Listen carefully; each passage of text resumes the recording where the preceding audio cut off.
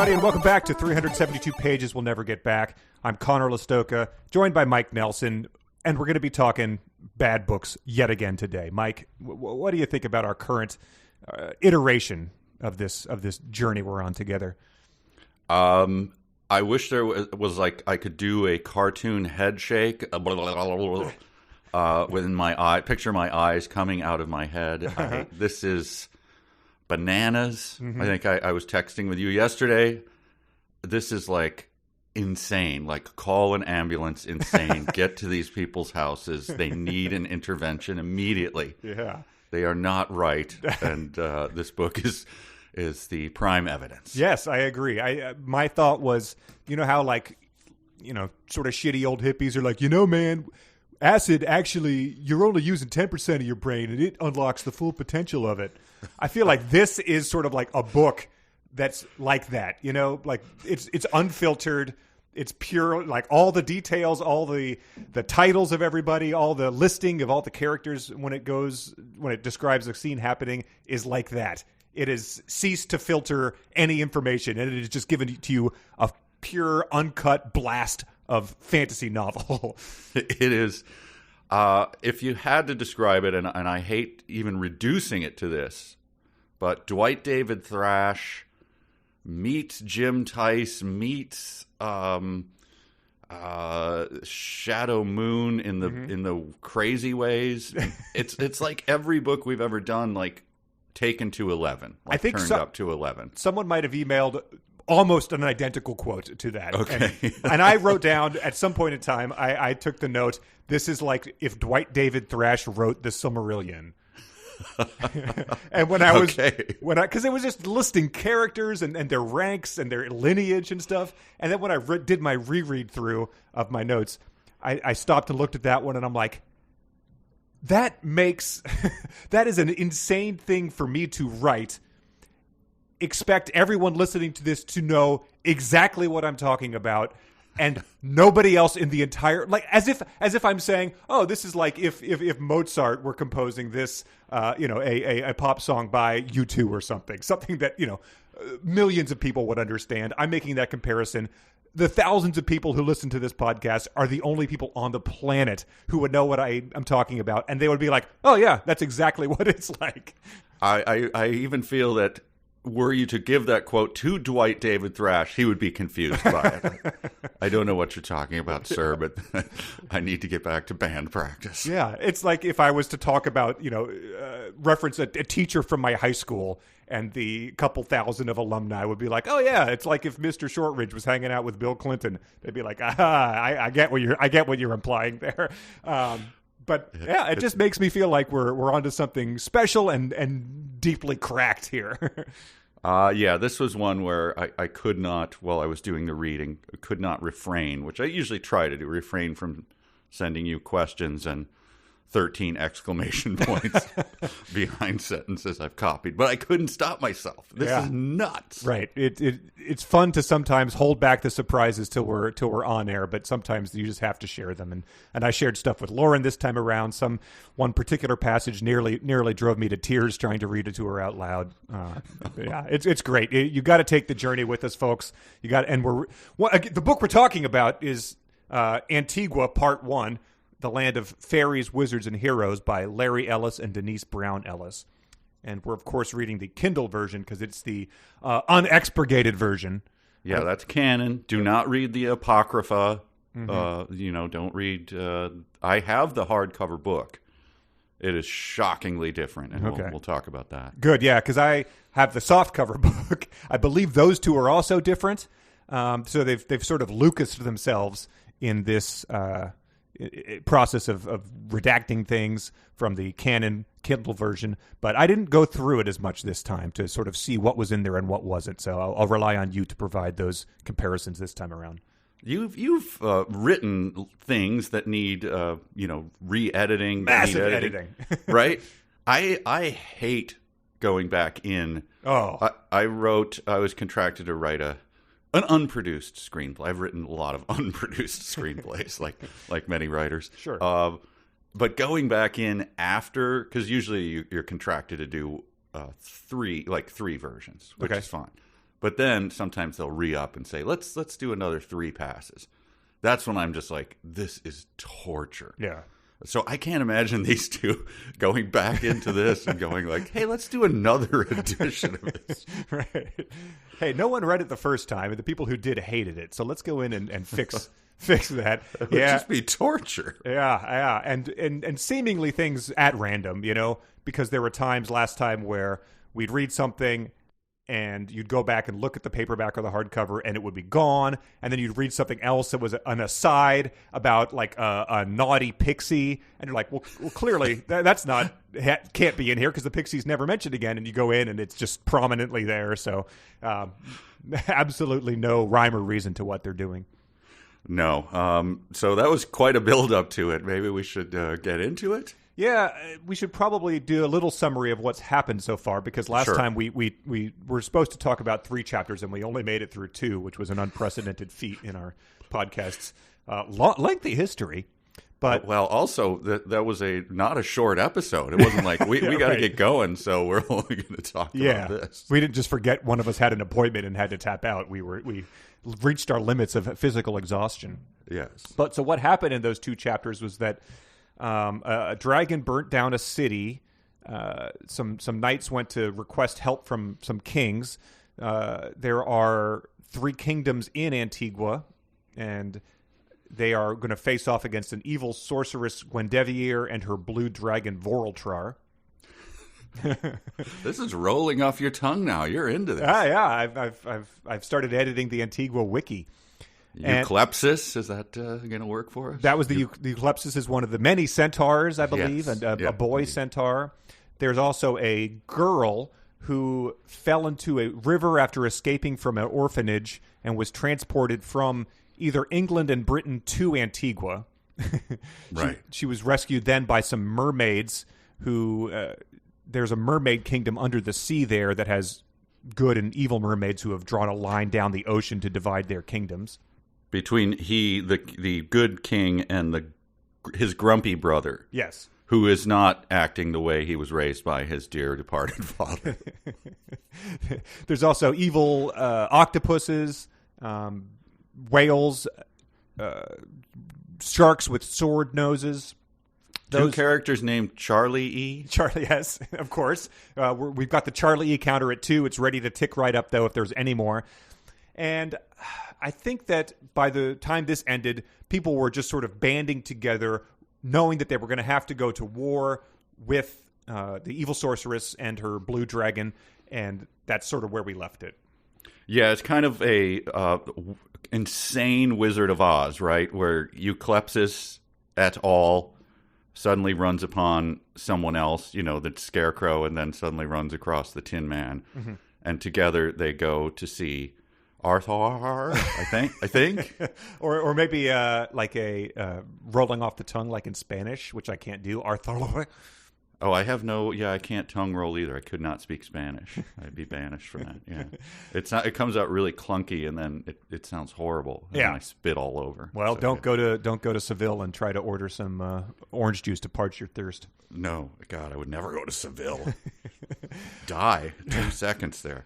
But the chapter 3 begins with the 7 knights of Sir Arthur, who are always presented as the 7, much like Chris Farley's character Bennett Brower would be unnecessarily quoting around it.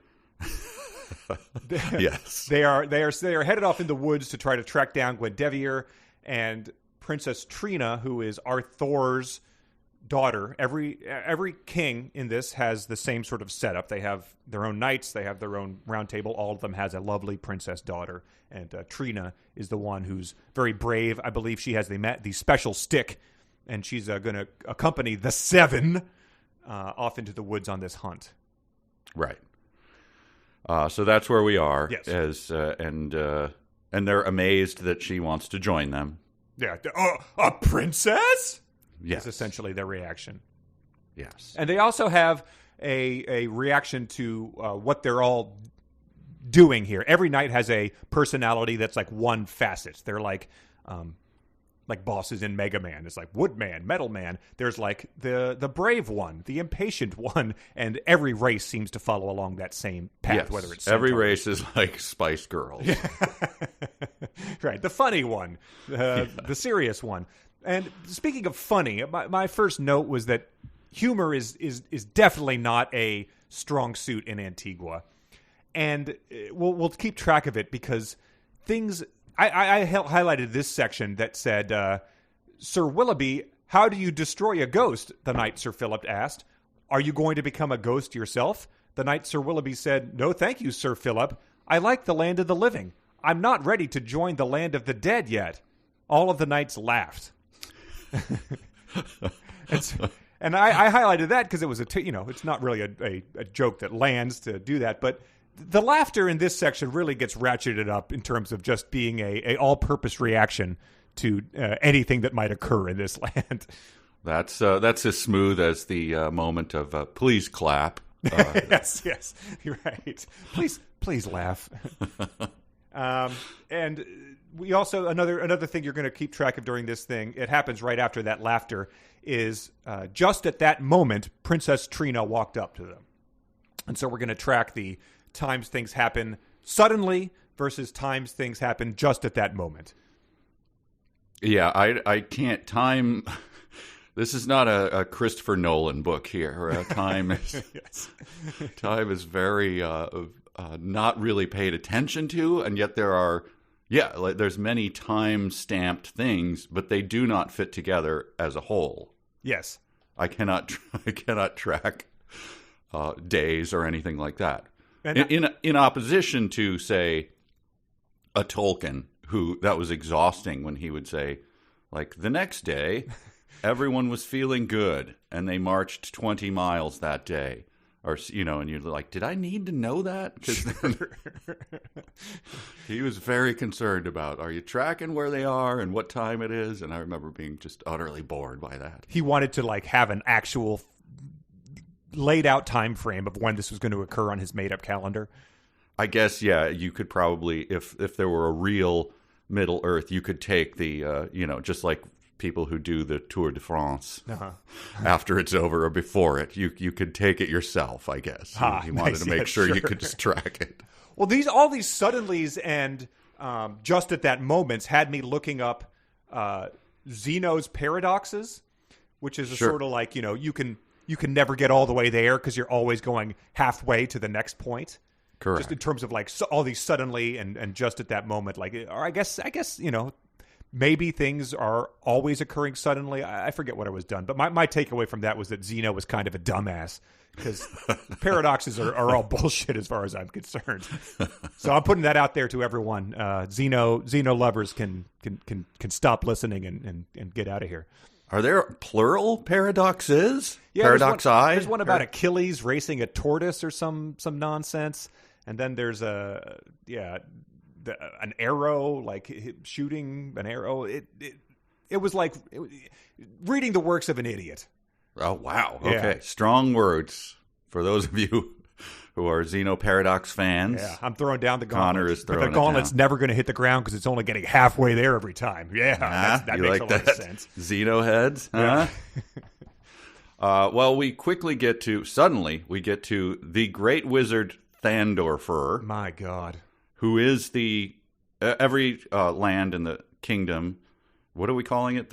Is it a kingdom? The land of Antigua. I think there's 3 kingdoms within. 3 kingdoms within the land. Okay, they're all pretty much identical. They all have a wizard, and all of these things are described at great length. But however, this is Thrandrafar, and so he was searching for the nose of a newt, purple tulips, donkey dung, and bull saliva. And so then he finds it and says, that smells absolutely disgusting. That's excellent. It's just what I need. So he's searching for it. So in their reality, is this stuff hard to come by? I suppose. I feel like it's probably pretty easy. Yeah, you would hope. If there are donkeys, it would then follow, unless some weird Zeno's paradox comes into play, that there's going to be accessible dung. Yeah, like in a kingdom full of geese, you're not going to be hard pressed to find goose poop around, and I would think the same thing would be true of a place that was loaded with donkeys. Yeah, but maybe they're feral. They're not. They haven't been domesticated, and so they're out in the woods. That could be. I do want to read the full sentence there because I thought it was one of the great character introductions in all of literature. He noticed a pile of donkey dung and smelled it. He was delighted. He said to himself, "That smells absolutely disgusting. That's excellent. It's just what I need." As he was collecting a cup full of donkey dung, he heard a strange sound. So that's sort of the first time that Gatsby sees Daisy, one of those type of things. the Great Wizard. It's all capitalized. This is the Great Wizard. So. And he gets assaulted then by several goblins, hideous-looking goblins that have shot poisonous darts at him. Poisonous darts, yeah. So to which he replies, "Oh, that's just plain silliness." Yes. So the stakes are high, and he. This is our first introduction to magic, so we're sort of parsing out the rules here, but we get a lot of magic in this section. And he says, one false move and all 20 of the goblins would have attacked him. There was no way he could make all 20 of them disappear at once. And then on the next page, it says, Thandorfor pointed his magic wand at each of the goblins and zapped them with the electrical current. As he did, each goblin disappeared just as quickly as they had appeared. And wizards zapping things with their wands is going to play heavily here. It seems to be the main thing they're able to do, and they do not hesitate to do it to anything evil they encounter. I felt like describing what a wand does always, I think, going forward here, as electrical current really kind of diminishes, right? Is that what magic is? Right. Just harnessing electricity to, conduct from one point to another. Remember when they killed that elephant? That was magical. I don't that seems to take the magic out of it, right? Yeah, that it's electrical current, right? When all it does is zap. I mean, you've reduced magic to just a series of zaps from zapping from point A to point B.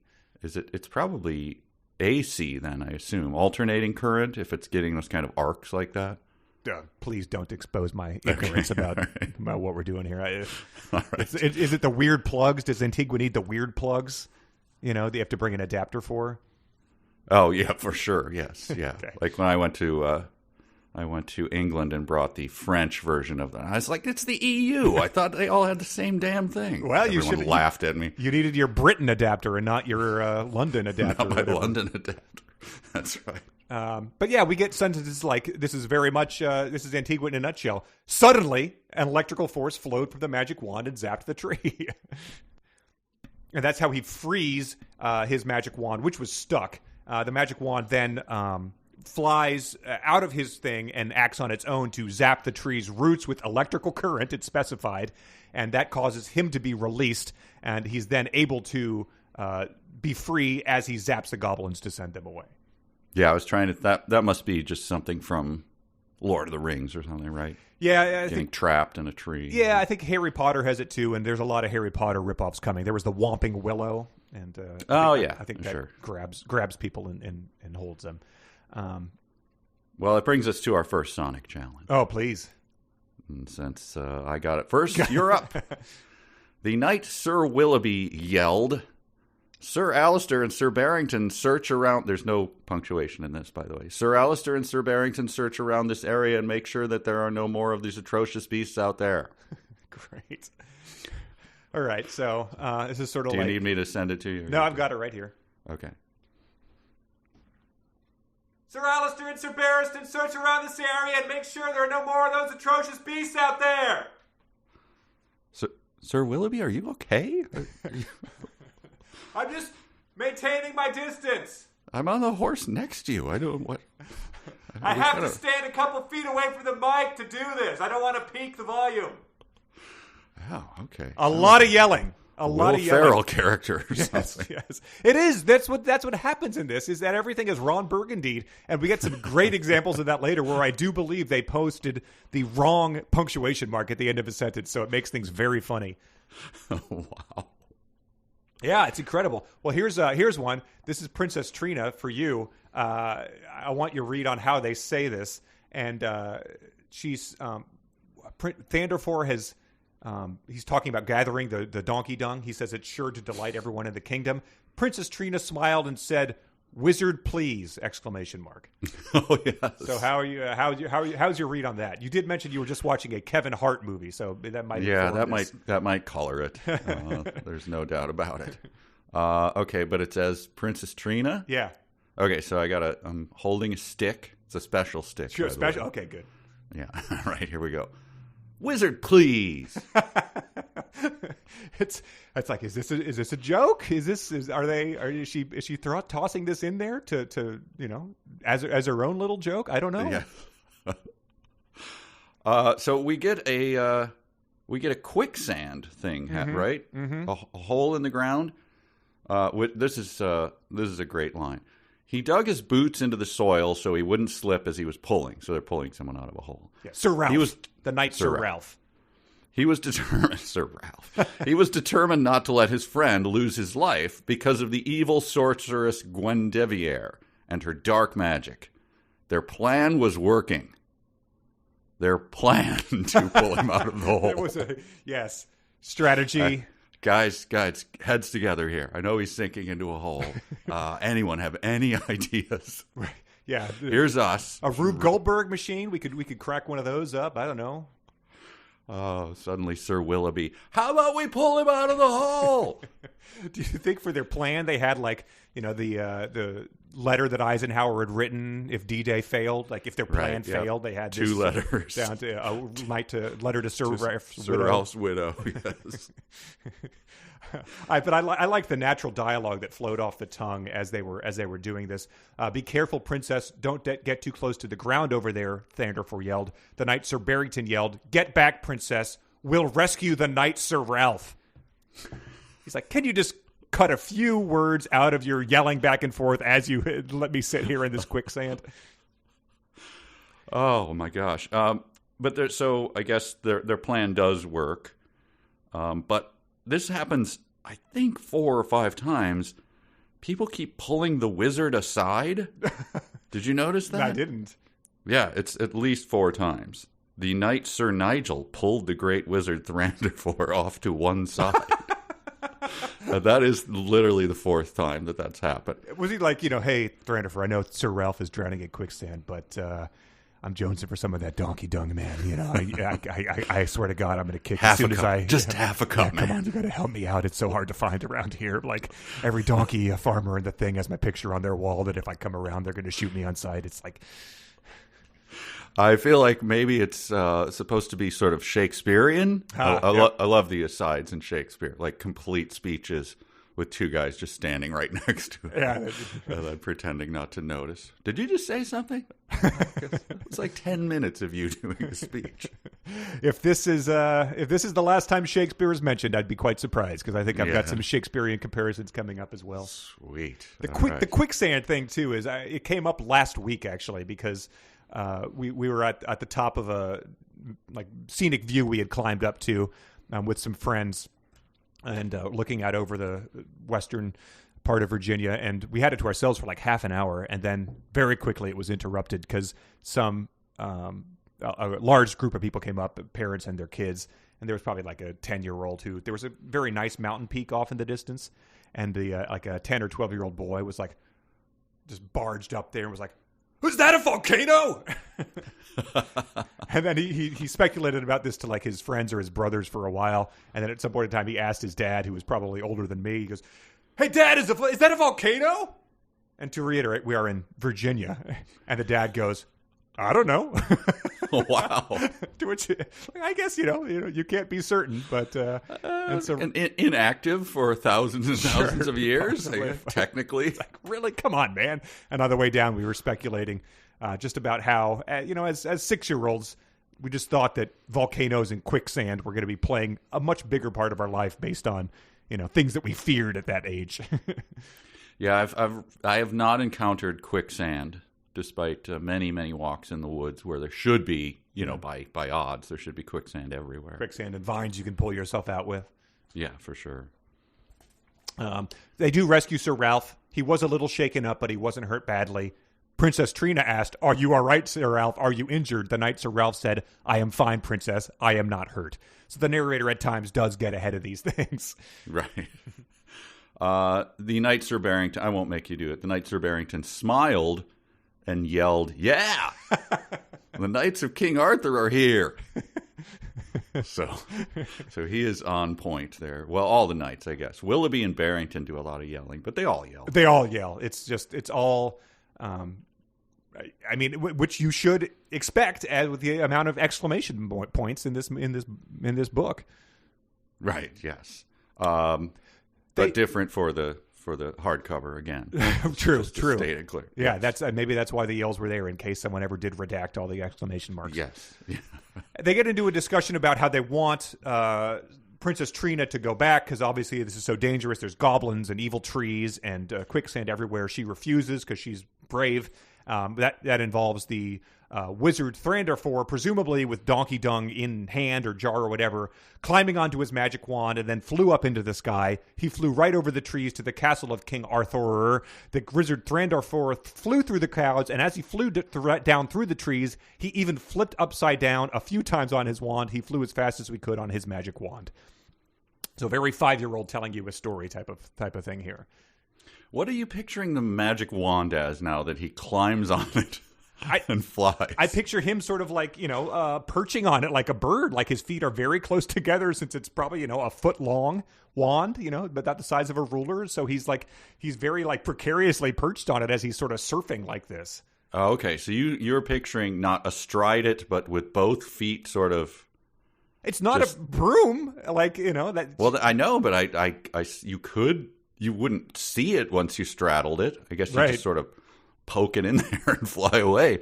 But I couldn't decide which thing to picture. It does not say. Okay, yeah, that's what I did, and the sort of standing method, I guess, like a surfer. Yeah. So, well, they all get back to Arthur. Anyway, this is my next note, and Princess Trina said, "Thank you, Wizard Thrandarfor, for flying on your magic wand and sending these knights to rescue us from the evil sorceress Guinevere and her dark magic." And I'm sure that Thrandarfor's like, yeah, I just did it. You don't need to recap my adventure. Yes. You jackass. And his adventure was to go get those knights to come to her, right? 50 knights, it's specified. Yes. To then take her back to King Arthur. Yeah, I don't know why the 7 have been made redundant, evidently. Yeah. And he takes her to... She says, "The evil sorceress has been tormenting us with her wicked magic. Her presence is all over these woods. We have to get out of here before someone gets injured or worse. Let's all return to the castle of my father, King Arthur." Mm-hmm. So she didn't want to go back. So he went to her dad, got 50 knights to come get her. When they get here, she's like, "We got to go back." Yes. And they have to go back because you did skip over this thing, and it was one of my favorite innovations. When suddenly 30 ghosts of witches who were dressed in all white flew all around them. They even flew right through them. They were the spirits of witches who had passed on from this life into the land of the dead.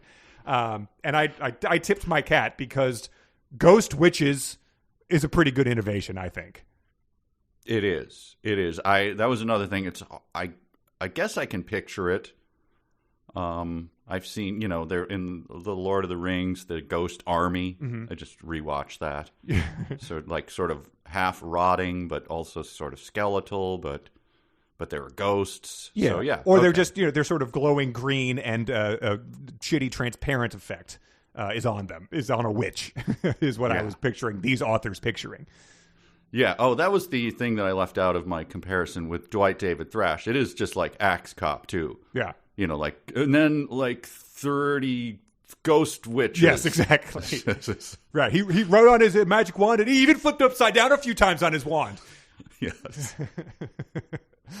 But you probably omitted mentioning the ghost witches because it says suddenly, just as quickly as they had appeared, the ghost witches disappeared. Right. And so what was their plan? The ghost witches? Well, no, the 7. The ghost witches just kind of come and go. Sure. But the 7 and the princess, they were just going to go reconnaissance? What were they do? Is this like the rescue the hostages mission, and then the helicopters crash, and now we need to send special forces in to rescue them. So, you know what I'm saying? What was this original plan where suddenly, like, it's too dangerous, we got to get back. Please send 50 knights to get us out of here. Right, and this is the 7 who are going out there, who are, you know, the elite of the elite. Like, they're the SEAL Team 6 of this whole operation. So they get out there, they encounter, you know, 20 goblins and 30 ghost witches, and that's enough to, you know, turn them needing assistance of 50 ghosts. Had there been only, you know, 15 ghost witches, would they have proceeded on? Who's to say? Yeah. But when the 50 beautiful, strong horses gallop into the courtyard of the castle, the fact that they don't name them all, I felt a little cheated by that. True, yeah. Because everybody else in the place is getting named. Mm-hmm. The advisors are named. We get there were many inhabitants of the westernmost province at the castle of King Arthur on that day. The king's advisors, Abiezer, Bainbridge, Fairbanks, and Mazia were all standing before the throne conversing with the king. Off to the sides, there were several centaurs. The mini-wads, Ruth, Philomena, Ambrosia, Donovan, Charlie E., Bernard, and Cornelius. There were the king's brothers, Victor, Anthony, and Peter. There were the queen's mother, Elena, and her sister, Rayshana. There were several of the king's and queen's closest friends, and there were 50 more knights standing off to the sides. I did a random search on one of them. Rayshana is never mentioned again. Oh, no. Yeah, I know. She was your favorite. But it doesn't name the knights, but it does hilariously. So there was the 7 out there to guide the princess. They sent 50, and then every time it mentions that group going forward, it says, when the 57 knights walked into the royal throne chamber. So it needlessly specifically specifies that number for the rest of the time they're all together. Now, remember, you read the thing in the last in our last episode about her sort of clapping back at the haters, right? Oh, yeah. Defending it as saying, yes, it's written simply because it's for kids. It's for young kids, yeah. Yeah, and so keep that in mind as you stopped. Let's keep reading. As Princess Trina passed by the centaurs Euclepsis, Delphinia, Amenphis, Erebus, Prandora, Olympos, Heracles, Tabor, Caisho, and Acheron stood at attention. So for the kids. Yes. If it's designed to make kids and the older people feel stupid as they try to pronounce these, then mission accomplished, lady.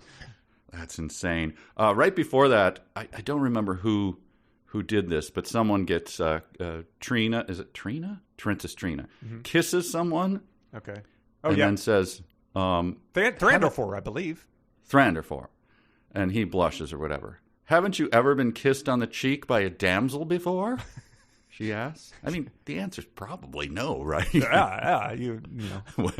When? We're picturing... He's out scooping up donkey dung? I don't think this guy's, like, slaying it with the ladies or anything. Yeah, if you're picturing, a Radagast the Brown type of this, which is pretty much crazy homeless, you would have to assume that's not what's going to happen. Bird crap running down the side of his head, for sure. Yeah. Although, who knows? Maybe if he...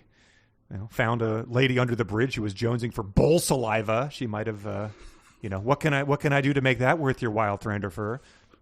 Right.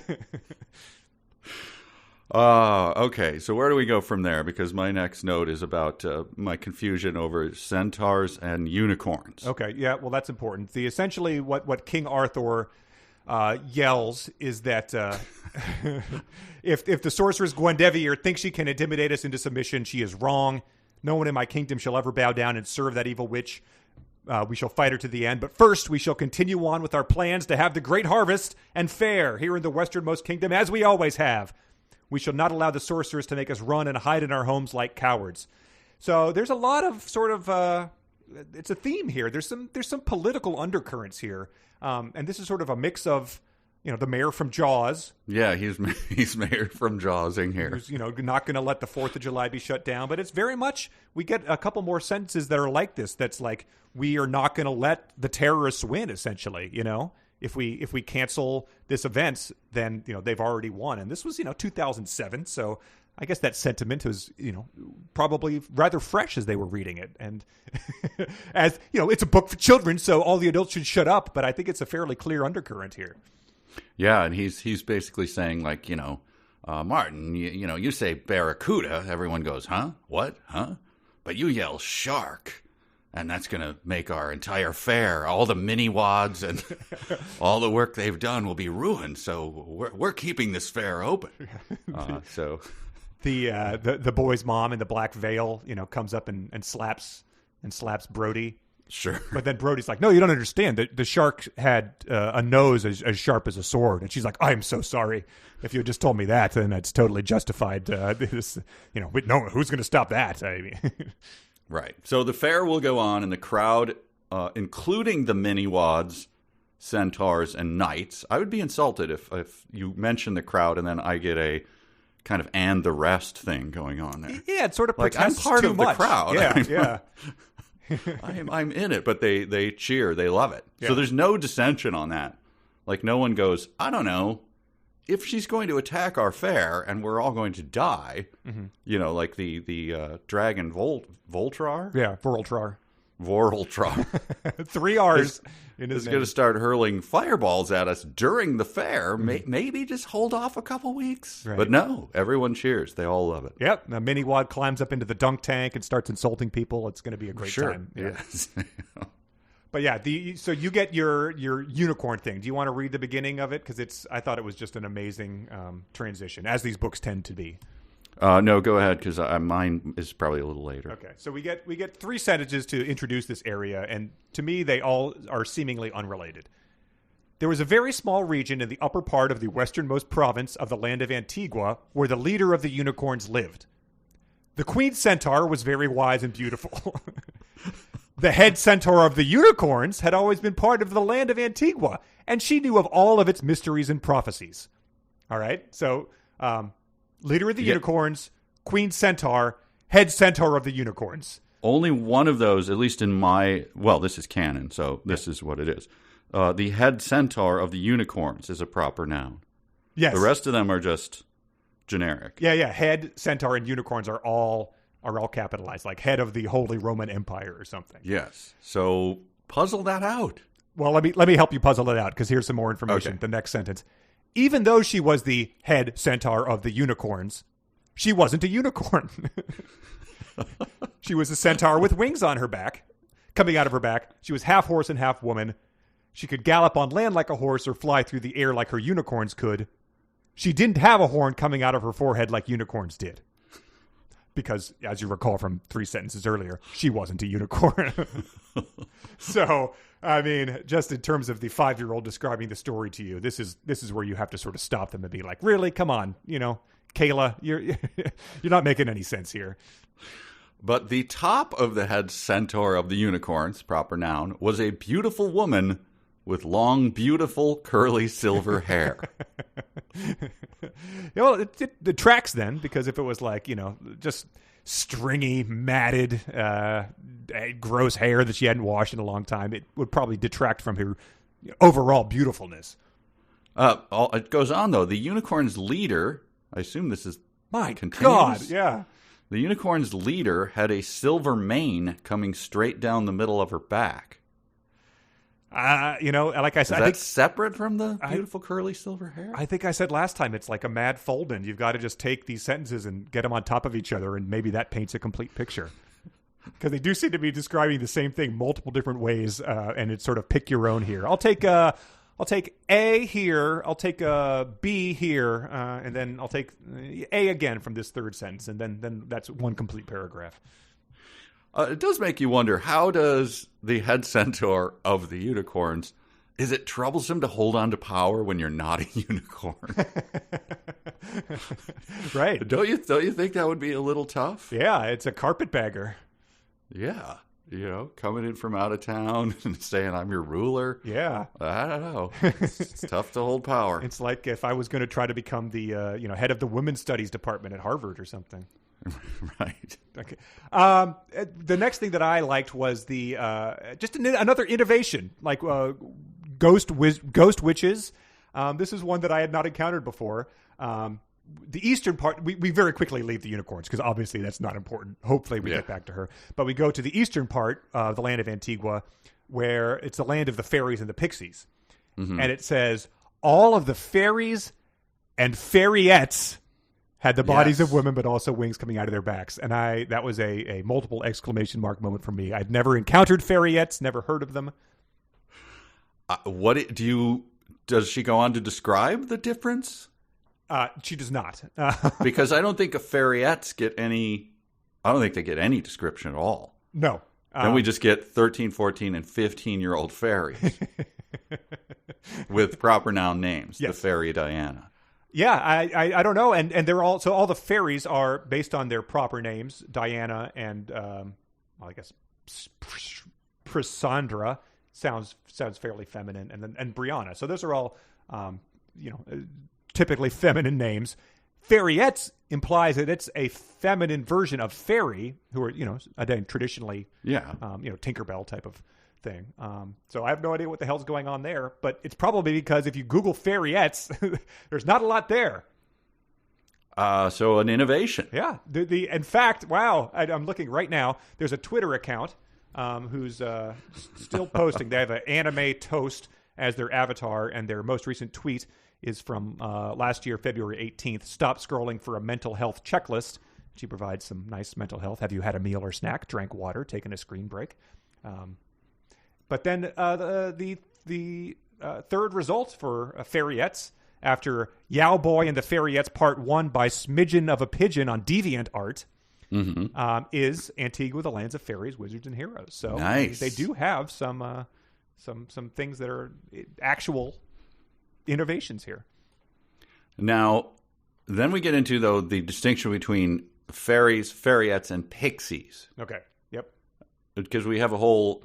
Don't we have like a pixie fight here coming up at the end? Yes. The pixie Terra, who's a cute little fairy, but she was always getting herself into trouble. Wait. It says the pixie Terra is a fairy? So it describes all the three fairies. It describes their ages. It describes their powers. Then it says the three fairies never used their powers. And then it moves on to the pixies, who also lived in the East. They're spoiled, annoying, mischievous little pests. There was a pixie named Terra. She was a cute little fairy, but she was always getting herself into trouble. Well, I'm confused. Yeah, join the club. So that I don't have many notes about this. The whole thing baffled me. She's like in bed and they come in to try to make her feel better or something? Yeah, because she was out harvesting a sticky substance from a flower that got over her body and makes her break out in a rash. Okay. So she takes to bed in her cave for 2 weeks to recover after that little caper. Okay, so here we go. The fairies Anyaya, Dervilla, and Hannah appeared right in the pixie Terra's cave, who's also a fairy. Okay. Parenthetical. They wanted to cheer her up by performing right before her eyes, which is good because they appeared right in the cave, so that's good. They flew around her cave and twirled their magic wands. Okay. So getting ready to zap things, perhaps. They're getting ready to ride on them, I guess. Mm-hmm. There was a magical light show right in her cave. Wow. She giggled and smiled as the three fairies danced and sang as they flew around her cave. And then so they do that, so that all sounds good, but then she yells at them. Okay. No. A fairy, Elverline, comes in to try to cheer fairy. Her up. Oh, yes. Okay, so those three were doing fine. Mm-hmm. It's Elverline who really throws cold water on this performance? Yeah, because Sharina giggled and smiled at the magical light show right in her cave. Okay. But then Elverline shows up, and this does not go as well. So we're in paragraph 4 of pretty fat paragraphs of this, and I'm yelling to myself, what in the name of hell? Why are we doing this? What is happening? You're probably confused because it specified that Prisandra was 14 years old and that Brianna was 15 years old. Absolutely no idea how old Elverline is, how old the Pixie Terra is. Logic and reality are all out the window. That's true. That's what bothered me. I guess that's it. Yeah. I did not have any idea what color her hair was and how old she was. You were unmoored. Totally. I was spinning around on a wand of confusion at that point. Yeah, and that's what happens here. She flies all around the Pixie. It makes her upset because she gets dizzy because she flies around in circles. Right. And then she says, You're not making me feel better. You're making me dizzy. You can leave now. Thank you for coming. The chapter ends with Elverline smiling, pointing her magic wand, twirling it in a circle. She made tiny, colorful sparks right in the air in Terra's cave and then just disappeared. And I'm going to ruin a surprise for you. The irritable, itchy pixie Terra is never mentioned again. In oh, my God. Just some world building there for you. What? Yep. Wow. So the rash-prone princess, fairy, elf is not... That was just a non sequitur? Just a non sequitur. Was that in the hardcover? I'm pretty sure. Yes, I think it did end up in the softcover. Oh, it expanded, I think, in the hardcover. Let me just quickly... That was the end of chapter 3, right? Yeah. I think they're just setting her up for her own spin-off, like The Mandalorian. Okay, no, it's roughly the same. It's like 3 pages of pixies. Okay, yeah, good. Yep, 3 solid pages of that pixie scene. Nice. Okay, great stuff. So that's what we didn't get to last time. We're going to move on to some more craziness. But before that, you want? I'm set. Although, given the madness here again, my confidence is low. Yeah, well, you did great last time, and we'll see if that can be replicated. I think these get pretty tricky. And there's just because there's so much like the Pixie Terra that could just be mentioned and never mentioned again. So you never know what synapse fired in the authors, and they decided to include an aside or something. But I told you this yesterday that I will you'll see a new character, you'll go, wait, was this person mentioned? Because it suddenly just appears. And then I will do the search on it, and it's like, oh, this is one of 180 mentions. Like, how is that possible? We're already deep into the book. Yeah, it's a unwell technique, I think, but we're going to have one of my favorite examples of that coming up. So yeah, as just a pro tip, you could completely invent a character that does not appear in the book, and I will be fooled by it. But yeah, these are 5 examples of either passages that come later in Antigua, real passages, or fanfic written by our loyal listeners, our Patreon supporters for the most part. Patreon.com/372pages. We deeply appreciate everyone who supports it and sends things in there. It's a ton of fun, and you get every episode early, plus other fun stuff. So go check that out. And here is number 1 of 5. Ready? Mm-hmm. The Great Wizard... Sorry, God damn it. Three words into it. The Great Wizard Vlandorft said, "We must hurry. We don't know what the evil sorceress Gwendevier will send after us next." Suddenly, the wizard apprentice Brandon yelled, Look over there." The wizards all looked in the direction that Brandon was pointing in. They all saw at the same time 5 skeletons coming straight towards them with swords in their hands. The skeletons had no skin on their bodies. They were nothing but bones. The magnificent swords that the skeletons were swinging were actually on fire. As they swung their swords, the flames from the swords sliced the wind. But strangely enough, the burning swords didn't harm the bones of their hands. The skeleton bodies didn't even catch on fire. The 3 wizard apprentices pulled out their own swords, and they began to sword fight with the skeletons. The skeletons were winning the battle. Suddenly, Princess Alexandra and her close friend Timothy rode up on horses. The 2 of them had decided to spend the afternoon riding together through the forest. They came upon the wizards and noticed the battle of the swords that was taking place. They couldn't believe what they were seeing. Princess Alexandra yelled, "What are those things, Timothy? Look at that! The swords are on fire, and they are skeletons. They have no flesh on their bodies." Timothy yelled, "I don't know what those things are, but we had better get in there and help the wizards. They look outnumbered." Well, that is a nice piece of bait dangling in front of me. If I were a carp, that was a wad of stink bait. I would certainly bite on that. But I'm going to say that it's fanfic. Timothy is the person we mentioned that was the later is the character that is introduced as if he's been there all along, and we both had to go back and be like, what? Oh, Brandon and Timothy. Number 2. The head knights of King Arthur's army led King Arthur, King Alexandrio, King Thomason, King Lindrianda, Queen Gwynwith, Queen Eleanor, the great wizards, God damn it, the great wizards, the apprentice wizards, the princesses, Timothy and his parents, several warrior centaurs, several mini-wads, several gnomes and elves, and all the king's advisors to the royal conference chamber. Over 100 knights from all 3 kingdoms followed behind them. Once they reached the royal conference chamber, the kings, queens, and princesses sat on thrones in front of the glass table Isadora. The head knights from each province sat around the talking glass table also. The other 100 knights, several wizards, several elves, several gnomes, several centaurs, several mini-wads, and everyone else attending the meeting stood off to the sides. Several fairies hovered in the air above everyone. Also masterful. I'm gonna have to say fanfic. Number 3. The head goblin threw Billy on the ground in front of the throne where the sorceress Guinevere sat. The sorceress had huge snakes around her shoulder and 2 large black panthers that sat on either side of her throne. The goblin said, "My queen, forgive me for the intrusion, but we found this human child. He claims he's from Britain and that he's looking for his sister." The sorceress Guinevere raised an eyebrow. The evil sorceress said, "A human child from the other side of the waters of Antigua?" Billy raised his head from the stone floor and yelled, "Please, your majesty, my name is Billy. I don't understand what's going on. I was trying to get to England when I fell in a river. Me and my sister are orphans since my parents died in an automobile accident 5 years ago. My sister is the only family I have left. I need to find her." The sorceress smiled wickedly. "Well, child from the other side of the waters of Antigua, it just so happens that I too am looking for your sister. Perhaps we can be of help to one another." Wow, my sister Tina is out in the... Yes. Yeah. What's his name? Jim Dalen. They're Jim parking Dalen. the camper outside the... Oh, man. It's all so good, but I think that's fan fiction, too. Okay.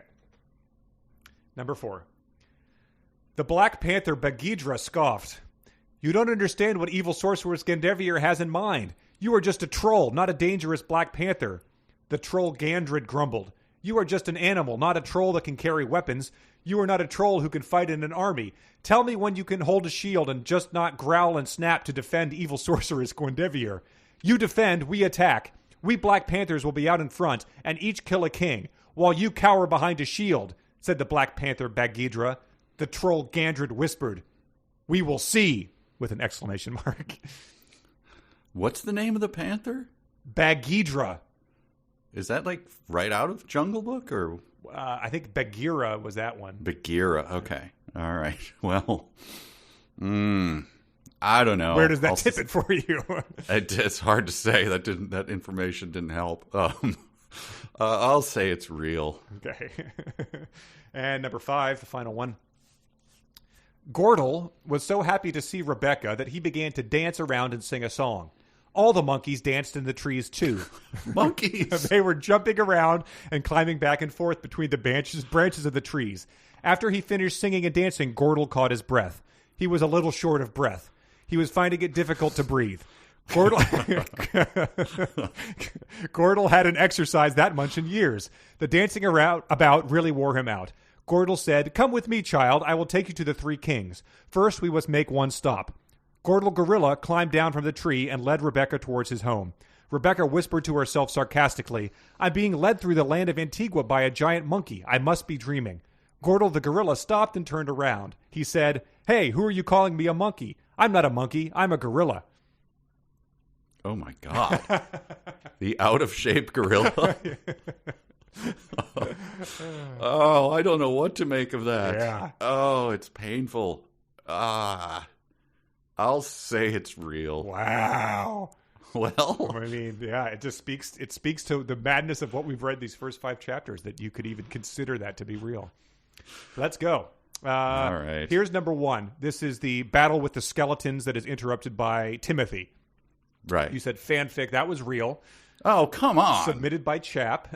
Very important distinction to imply that the skeletons had no skin on their bones. They were nothing bodies. They were nothing but bones. And their bones did not light on fire from the fires. So that's incredible. We've got that to look forward to. Oh, no. I'm going to get slaughtered this time. Number 2 is the list of people. It's essentially all that was.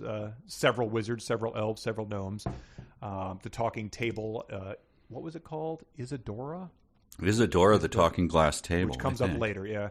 You said fanfic for that. That is also real. Submitted by Craig. Oh, come on. The previous one was submitted by Chap. So, yeah, that's we got number 3. This is the head goblin throwing Billy on the ground. Billy doing the Jim Dalen. You said fanfic for that. That was fanfic. Submitted by Stan. 33% right now. Number 4 was the Black Panther Bagheera and the evil troll Gandrid arguing. You said real for that. That was fanfic submitted by Patrick. And then the final one is Gordle the out-of-shape gorilla. You took a big risk on that because it's the stupidest thing I've ever read. Saying real, it is real. It is submitted by Hayden. I think the gorillas end up partial redemption. Yeah, that's sort of like your money round one. That's the one you shot your whole shot on. That's like doubling down with your last $10,000. So I think that one's worth 2. Okay, because that's the dumbest thing that we've ever read, right? One of them, I think so. So far. Easily, yeah. Monkeys dancing and stuff. And Rebecca, as we'll remember, is the girl who fled either England or Britain, hoping to get to either England or Britain. Does not come up the rest of this episode we're going to discuss. Nice, yeah. But is not forgotten in the book. So congrats. I think that was 2 of 5. With some bonus points, but diabolical stuff. That one was submitted by Hayden too. So thanks to everyone who submitted those. There's some people have not only honed their fan fiction, I think they've honed for looking ahead in the book and identifying the amazing passages to pick. Well, I walk my head bowed slightly, I admit. Yeah, well, that was a tough one. I don't know. That's like going, you had the golden sombrero 0 for 4, and then you hit a walk-off home run to win the game. So that's true. Okay, I'll count it that way. Nice. Well, we're moving on to what is technically Chapter 4 if you go by the print editions. And it moves us very quickly to King Arlexandrio and Queen Gwyneth. This is the easternmost province. Got it. I cannot map the provinces, by the way. I don't know if you did. I think that's a task for a listener because they rudely did not include that in either print edition. That was it, because I thought easternmost was fairies and fairiettes. Yeah, and which one was the pixies? Was the plains that are covered by forests? I don't remember. Okay, yeah, because most books of this ilk you'll open the book and that'll be the first thing you see. Sure. Like a lengthy map that someone has done. So if there's any cartographers out there, we want to see some maps of Antigua. Okay, this is where we just get into. We call this in the movies. This would just be padding, because they're describing another king and queen and another kingdom within the land of Antigua, the land of fairies and wizards, and it's pretty much identical to King Arthur, and the queen. But we get this interesting distinction. Okay. This is the one that I pulled out. So here's a description of the knights of this. These knights were trained by King Alexandrio. To have compassion and kindness for those in need. The knights in his army would often help the families that lived around the king's castle. They helped them build homes, plow their lands, plant their seeds, and tend to the cattle. But not the king, huh? Like King Arthur? He was stripping down to his skivvies and was climbing the ladder and, re-roofing things for that town that was destroyed. Yeah, wow. But this king... hey, knights. Yeah. So he's just sitting there in his purple robes going, you guys do it, oh, knights. Wow. I thought that's an interesting distinction. Yeah, well, that's good that they build those things in there because they can get lost in the sameness of everything else. Right, yeah. Yeah. So Arlexandrio and Gwyneth are sitting idly by, and yet it specifies that they are both loved by everyone. Yes. And after that passage you read, after the knights are planting people's seeds, plowing their lands, tending to their cattle, in theory scooping up their donkey dung, these knights were almost as loved by the people as their mighty king was. And I was like, who doesn't love these knights? They're the ones that are actually going out there and helping you. Right. They're the ones that had their boots on the ground and their hands dirty. So there's some citizen out there who is doing the thing that there's always one dipshit sports writer who's like, you know what? I'm not voting in like Cal Ripken or Derek Jeter on their first ballot for Hall of Fame. They get in with like 99.7% because they don't want anyone to be unanimous. So it's like there's someone out there's like, I don't care for the Knights. No, that's not a hot take. A country exactly. Yeah, these guys, they're compassionate, they're kind, they're helping me with everything. Not a fan. Yeah, I'm an Alexandrio guy. Hey, if I ever get to be king, I would want to sit there and tell the knights what to do. All right, don't look. This is your quiz. Okay. It's going to be very quick. The traits of the 5. I don't think they call them the 5, but why not? Yeah. The 5 knights of this kingdom. Knight Sir Vincent. is he the one that always wants to go into battle? No, he's intellectual. Oh, wait, he enjoys reading old books and articles. Yeah, Sir Vladimir. This one's a trick. This is a trick one. He always wants to go into battle. He's headstrong. Oh, yes. Yes, headstrong. That got another multiple string of exclamation marks. I don't know if that's similar to being headstrong. I don't know. It's 2 words. He's headstrong. Yeah, it could be either one, that or high strung. I tip my hat yet again. Yep, an innovation. Sir Malcolm. He's neither extreme one way or another. He's always in the middle. He's honorable. Oh, okay. Sir Horatio. He finds his fault in the stars. I don't know. There's a weird trait to have. He's stubborn and argumentative. Beloved, but stubborn and argumentative. Maybe that's why they get that 0.07% off. And Sir Victor finally is... the one who always wants to go into battle. Yes, he's impatient. Oh, man. And boy, they tell you that, and they certainly make sure that you know it to be true. Because we spend pages and pages of him wanting to go into battle and not, prepare or anything like that. Oh, man. So, yeah, we just get a new list with a new set of traits. And I got to give him credit for coming up with new traits like headstrong, and stubborn and argumentative. Reading old articles. So, what with his reading glasses. So there are reading glasses. It's canon. Good. Reading glasses. Very important. Yes. There's a spectacle maker who's maybe a handsome centaur. But yeah, it says Sir Victor is always in a hurry to rush off to battle and, wants to destroy Guinevere and Vorultrar. Soon after that, it says they get summoned, and Knight Victor says, I hope the king has summoned us to tell us we are finally going to do battle with the sorceress Guinevere and her dragon Vorultrar. What is the king waiting for? And he goes on to say, she's tormented us long enough. We've got to do it, blah, blah, blah. And he says that at every chance he gets throughout this meeting with the king. It's unbearable. This meeting is not good reading. Yeah. I do have, this would be a sonic challenge, but it's too long, so I'll just do it myself. Okay. This is the night Sir Victor yelled, "You make us sound like cowards! We cannot run from the sorceress or her dragon! I say we go to battle against the sorceress now before she becomes too powerful!"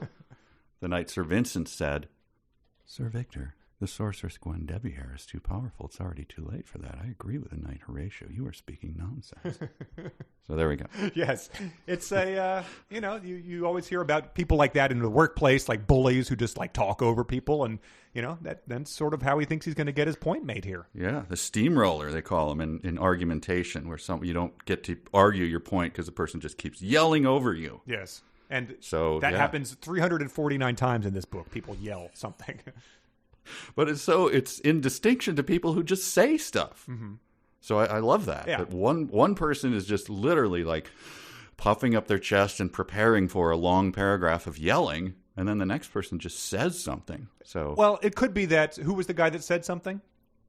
Sir Vincent. Okay, so maybe Sir Vincent had been yelling the day before, and now he's sort of having a lozenge, sipping some Earl Grey. He'll be yelling tomorrow. They sort of take break. They're not on the same schedule.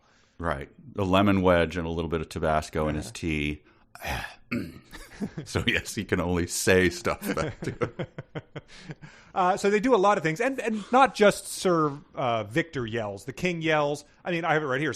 In one sort of paragraph, there's 5 yells. Horatio yells, Victor yells, Horatio, King Alexander all yell at each other. But the whole thing is sort of laid out. It says that the laws of Land of Antigua dictate that we must ask for help from the other 2 kings, I guess. So I think Sir Malcolm says that. I don't know if he's the headstrong one. But he calls upon the rule of law. But then they just keep yelling about this. And then at the end of it, they say, no, we're just going to do this because that's what the law says to do. So they've wasted everybody's time here. And wasted a lot of breath. Yes, very much. I mean, they're going to be in the forest. 30 ghosts of witches are going to be swarming in, and it's going to be like a bad dream where he goes to yell to warn his fellow 4 knights, and he's not going to be able to eke out a sound because his voice is going to be so hoarse from yelling about the rule of law here. Right. I guess it's when you stage an opera, you have 2 lead singers, and they alternate nights because you cannot. Yeah. Oh, wow. Yep. The knights must they alternate their yelling. based on who's up to yell today. Right, yes, you got to have one guy just in case something happens out in the field. But then the meeting ends with we heard this in fanfic, but the king yells a bunch of stuff. It all ends in exclamation marks. Send word immediately. The meeting is adjourned. King Alexandro stood up from the oval table Isidora. The king and his knights and his 2 advisors also stood up. They just dropped that on us right there. He named his table. Yes. The oval table Isidora. No description of it here, so I'm pleased to learn that it's a glass table that can speak. Yeah, and I think I did look it up. I believe Isidora does get mentioned one more time. So that real passage that you thought was fanfic is the next time and final time it gets mentioned. Okay. A glass table that can speak. I guess it doesn't really speak then if it doesn't get called out anymore. Well, hold your tongue. Better to be thought a foolish glass table than to open your mouth and remove all doubt. It's a saying as old as time in Antigua. You come across that in all the articles you read. They then recap the argument they have with Sir Victor. He says he was not ranting and raging like a madman, also probably similar to ranting and raving. It ends with him storming out of the room. And I will just call attention to the fact that on the previous page, the king had also stormed out of the room. Oh, wow. So it put me in the mind of, Larry David being accused of storming out of a room and like, I didn't storm out. No. If anything, he stormed before me. Yeah. I was a second stormer. Yes. You can't, if you storm out, you got to slam. No slam, no storm. You can't storm out if you don't slam the door. It was a light sun shower at best. He's the one who stormed. There was like lightning. There was door slamming. Yeah, I took my water bottle. You can't pause to pick up the water bottle if you're storming.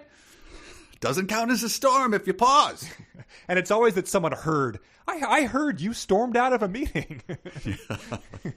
How did this information get to you? Like the 5 people in their life are always hearing gossip about this one person. So yeah, we'll keep an eye on people storming out of situations as well. If any ghost witches storm out of the scene, it's going to make my day. All right, so King Alexandrio has 2 advisors. Now, if you had given this to me as fanfic, of course I would have bid on this as being fanfic. Okay. The names of the advisors to King Alexandrio, Benjamin and Leonard. The first mention of them is after the storming. Okay. The advisors, Benjamin and Leonard, decided to leave the gathering chamber as well. So he's like, excuse me, that's the first mention that Benjamin and Leonard were hanging out right next to the king, I guess. Yeah. And then he storms out. And then, so those 2 like talk about it and go, should we leave too? Mm-hmm. Yeah, let's get going. Benjamin bows his head and says, gentlemen, please excuse me. So that does not constitute a storm by any means. No, that's not storm. Okay. I gotta have to just see if Leonard comes back up again. I mean, come on. All right. He does a few more times. All right. So the headstrong Sir Vladimir has an argument with Victor here. Yep. And this is a reading glass argument. Okay. Vincent was wearing reading glasses. Okay. He was reading chapters from an old book on ancient philosophy and was deep in thought. Victor asked, Vincent, why do you spend all of your free time in that stupid cabin reading? And take off those stupid glasses. You look ridiculous. Sir Victor, it wouldn't hurt you to become a little more intellectual. And I need my glasses to read with. Who cares how I look in them as long as they serve their purpose? Reading is important to me. I did not expect, again, an argument over reading glasses in the middle of the story of the knights of old. No, that's very impressive and punctuated as the sort of bookish bookworm Vincent is doing all the yelling. He's defending reading by ending every sentence with an exclamation mark. Right. And he says, you should be a little more intellectual. Get yourself some damn glasses. Yes. There is a moment in the movie Belly, which was my friend Tom's favorite movie in college, where the rappers DMX and Nas are having a very similar conversation as they're driving. And Nas is saying to DMX, when was the last time you read anything? And DMX's classic response is, never, motherfucker! So he has never read anything in this. So I think we've got a Nas and DMX parallel right here with Sir Victor and Sir Vincent. Yeah, well, when you're headstrong, it's tough. They do remind each other at the end of this argument about reading glasses. He says, "Have you forgotten about our upcoming battle with the two of them, evil sorceress Gwendevier and her dragon Vorultrar?" And he says, "No, I haven't forgotten about it." And it's like a second parallel, but it's like the soldiers being on the boats being like, "Have you forgotten that we're going to be storming Omaha Beach tomorrow?" It's like, that's all we've talked about. Right. We just like yelled at the king for an hour about it. But how does he exit the dwelling? Oh, at the end of that paragraph? What does it say? He stormed out of the cabin. Nice. Yes. Go in, yell at him about his reading glasses, ask him if he's remembered that there's a dragon, which is the full 4-page chat they had before, and then storm out. You have to assume we're then left with the comedic moment of Sir Vincent standing up, looking at himself in the mirror, taking the reading glasses off, looking at them and being like, I guess I do look kind of ridiculous in these. Yes. I said last time that I was going to try to highlight the sentence that least warranted an exclamation mark. I think it was here in the previous paragraph. It is, "The knights left the chamber to go and eat."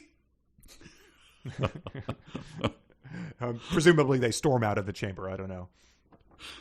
It is. It's like I think if you picture it as a Neil Simon play or something, with Walter Matthau just yelling "The knights left the chamber to eat. What are you doing?" Just two people yelling at each other. Great stuff. Yeah. Then we get another person who's also in the next paragraph. Sir Victor is a. This is he stormed out of the cabin. We cut then to passage that we had in fanfic last time, but the storming out transitions whiplash into later that evening. The knight Sir Vladimir got into a fight with some of the local men from the town. Yeah, this is fantastic. I just noted this as having utterly fooled me because Bernardo Thomason and Sean Williams. Yes, stunning. I did not send that to Sean, but I guess we have to. Again, though, is this like a Patreon award? Like we will put Sean Williams, we'll mention Sean Williams. Yep. If you give us this much money, it has to be, right? What's this Sean Williams? It could be like, how Van Halen claimed that the reason they put the brown M&Ms thing in their contract rider was that to see if people were actually reading it because they had like safety measures. They could have known Bernardo Thomason and Sean Williams, given them copies of the books and wait for them to be like, "Yeah, it was really cool that you put my name in." And if they never mention it, they know they never read it. Right. You didn't read my book. No, I did. I read it cover to cover. No, you did not. Well, who was your favorite character, Sean? So the fight is pretty exciting. My favorite part was when the knight Sir Vladimir knocks Sean over a wheelbarrow, which is, I guess, a barrel that's on wheels. I don't know. Maybe you could move it around with a wheelbarrow at some point in time. You have to be pretty headstrong to use a wheelbarrow. And then at some point in time, a knight who was not been mentioned at all also joins in the fight, and they chase the men away. And then I believe they get dressed down by one of their own fellow knights. He says they're disgraced.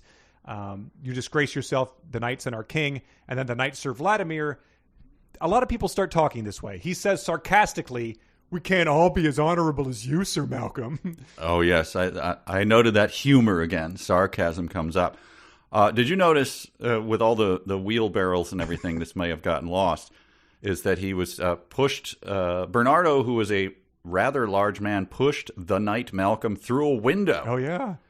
Glass scattered everywhere. Yeah. It didn't shatter. It scattered everywhere. Yeah. The glass saw him coming and ran away on little cartoon feet. Yes. But yeah, it's very Roadhousey all of a sudden. The getting knocked over a barrel, people getting knocked unconscious, pushed away, type of thing. It's pretty hilarious in that.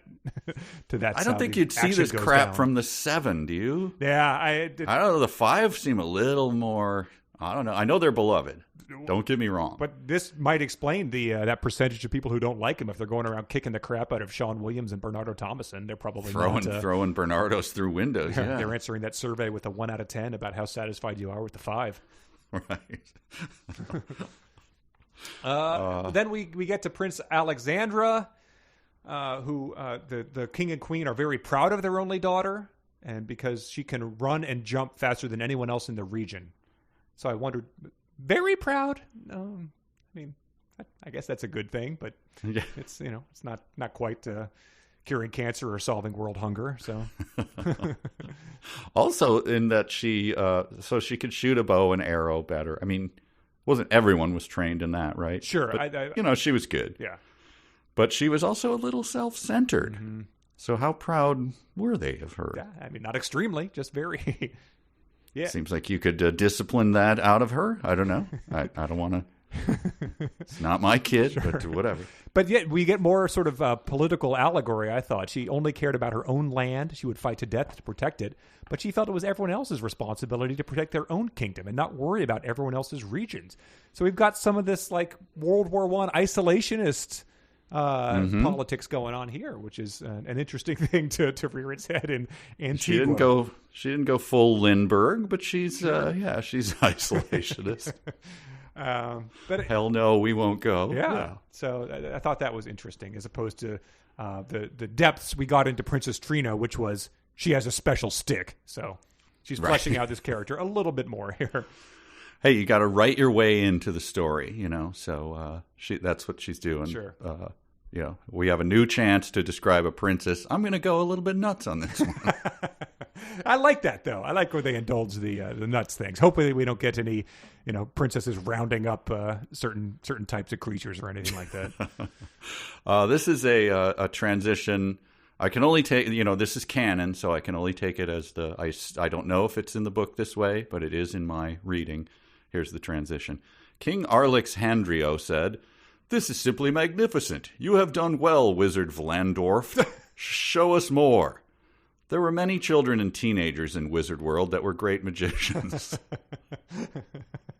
Just that scene just crashes into a pole, and then we get a description of the kingdom. Oh, man. Yeah. We're left to wonder whether the next trick provoked laughter, whether it was laughter out loud. You never know. Whether someone stormed out. Yes. It's hard to know. So is that talking about the magic teenagers, young William, young Brandon, and young Jonathan? That is indeed. Okay. Wizard Apprentice William, all caps. Well, camel caps. The Wizard Apprentice Jonathan and the Wizard Apprentice Brandon stood next to him. Seems like there's a way to describe three characters who are all Wizard Apprentices without saying the words. Yeah, and three times in a row. It changes. We get Wizard Apprentice, but you also get young William, young Brandon, young Jonathan. Wizards is described as master wizards, but then there's also grandmaster wizards, which is getting a little dicey with that description there. You get careful now, yeah. But the main point of this next section is that they are transported to another realm within this realm. Everyone will understand this easily. Sure. It's a Lidsville moment. God. I knew you were going to do that. The wizard spins his hat on the ground. The entire place starts spinning. Here, let me just play the intro to Lidsville for you. Yes, please, thank you.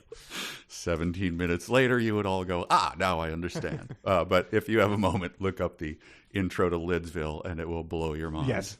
Take a big sip of coffee or water before watching it, and then watch it. But no, he spins his hat, and it transports all of them to a different castle that has an auditorium in it. But then the auditorium turns into a hologram of things that are happening outside of this thing that's inside of another thing. Yes.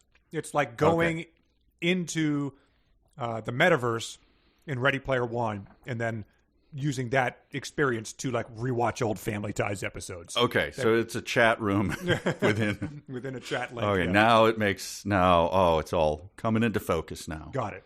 Yeah. Yeah. So this is a test to, I guess, get the certification of these characters. The Wizard Apprentice William. I'm not going to say them all.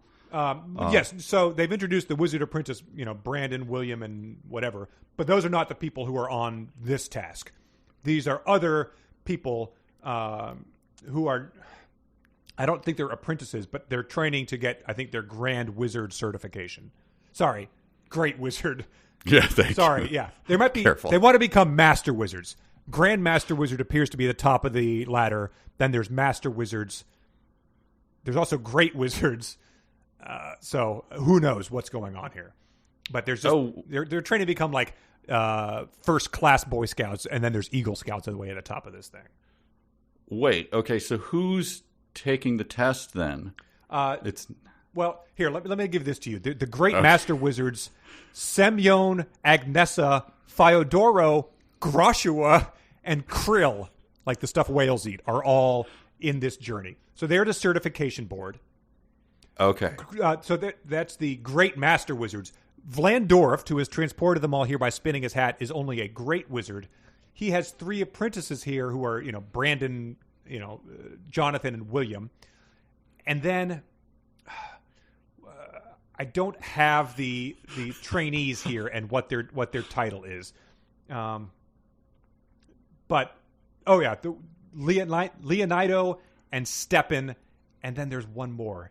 That's right. Yeah. Stepan Anechka? Yeah, that sounds Anechka. Right, yeah. Okay, Stepan Anechka. Yeah. Right. Okay. So the apprentices. Here's what we have to deal with. I want to read this. We're in the middle of this confusing world within a world within a world. Yes. The Great Wizard Vlandorf whispered for everyone to take a seat, which is a creepy. Yeah. Everyone take a seat. Take a seat.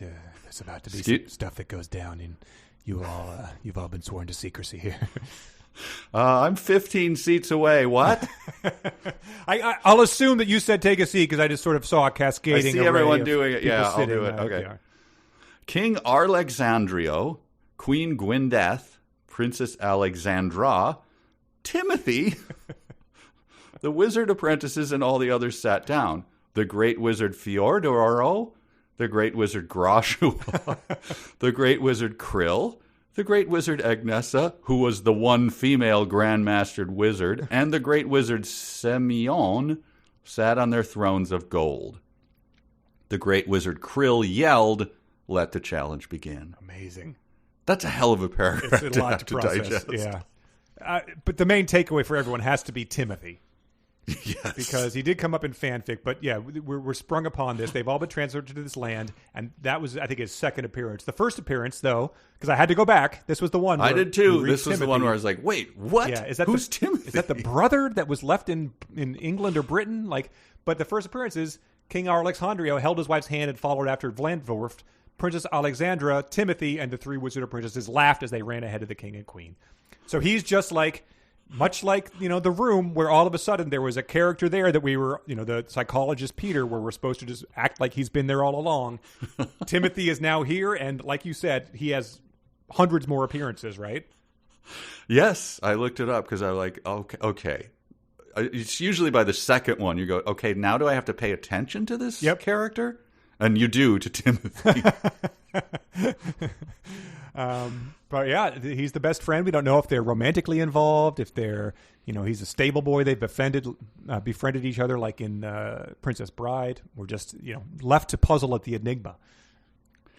This entire scene was puzzling to me, so you might have to lead me through this. What's going on? Well, Princess Alexandra whispered to Timothy, "I've never seen anything this beautiful before." Timothy whispered back, "I have. I see such beauty every time I look at you." So there's some clues. Princess Alexandra blushed. The wizard apprentice Jonathan shook his head. He found their conversation to be stupid. So Jonathan, I think as we learn, we get more information. Jonathan and the other William and them are all here. We get their backstory in the next chapter, and the next chapter easily could have been ahead of this chapter because it pretty much introduces these 3. But right now they're thrown into this blender, and I believe that just by virtue of having seen other stories that are like this, what this is ripping off, Jonathan appears to be sort of going down that Anakin Skywalker path of rejecting the teachings and being evil by virtue of him scowling and finding things stupid here. Okay. This is maybe where I was brought up short and went, I don't know if I can pay attention anymore. Got it. The wizard Leonardo and the wizard Stepan closed their eyes, and suddenly their closest friends, Peter and Jonah, appeared. Leonardo's friend Peter looked around and asked, "Where am I? How did I get here?" Stepan's friend Jonah asked, "Stepan, what on earth is happening? What have you done?" The woman named Iris asked, "Where are we? What is happening?" "Anechka, is that you? What is happening?" The wizard Anechka smiled and said, "It's all right, Iris. You shall be going home now." Who's Iris? I mean, it since everyone has a counterpart, every king has a princess, every whatever, they all summoned their 3 friends of these trainee wizards who are being tested. They closed their eyes and they appeared? Mm-hmm. But Iris just suddenly... the other 2 appear, yeah. But Iris just suddenly starts talking. So she was there the whole time? She Timothy's, yeah. Okay. Okay. The verb Timothy. Yeah, that'll be a thing every time that happens in a book from now on. Okay. All right. And Jonah also said, "Stepan, what on earth is happening?" So this is Ron Burgundy as another verb. "Stepan, what on earth is happening? What have you done? Have you brought me here to this strange place? Send me back at once?" He ends that sentence with a question mark as well. As for the one time when you needed an exclamation mark, they had used their allotment or something for that day. Send me back at once. And what they're doing is they're sending these 3 innocent people who are not wizards into the forest to be involved in some sort of perilous situation, and these 3 have to go rescue them, which is very much something that happened in Harry Potter and the Goblet of Fire, where they took Hermione and Neville or whatever and tossed them out underwater with vicious mermaids around them to drown if they don't rescue them in time. Okay. All right. So if I had known that parallel, this might have made this a little easier to perhaps hack through. Perhaps. Okay. It's that filtered through a weird funhouse mirror of fan fiction and insanity. And suddenly appearing irises. Okay. Yeah. All right. So they send them. So, all right. Yeah. Paint a picture. It's a stadium, and then people are in. It's a castle in the land of wizards. Yeah. That was transported through in a hat. Subland. And they're in a stadium, and then now they're watching these people walk through an actual wood on a hologram jumbotron. Yeah. Okay, and come upon the spider web. Yep. And Shrondella. Yes. Okay. Well, let me paint you right. a picture. Okay. Just through the author's prose. The trees in the forest were unusually tall. And that is pretty much the world building. There's some hooting owls, crickets chirping, and the trees were unusually tall. So I have no idea what that means in terms of what they are like. But then there's a spider battle, which it's just so dumb. I don't really have any notes for the spider battle. They get trapped in the spider's web, which is also like a maze. They say it's like a maze, and then they start referring to it as a maze. There's there's a beautiful woman named Shrondrella, who says, come closer, you can trust me. And then, of course, she's an evil hag who controls the spiders. Mm-hmm. What they do as the spiders... Okay, here's what I thought was possibly the dumbest sentence in anything we've read. It made me laugh out loud. Wow, okay. 3 spiders... I mean, it's simple, but it's just so childish and stupid. The evil witch summoned for 3 gigantic spiders to come over and attack the wizards. The 3 gigantic black widow spiders were huge. I said it might be a dumb sentence of the entire podcast.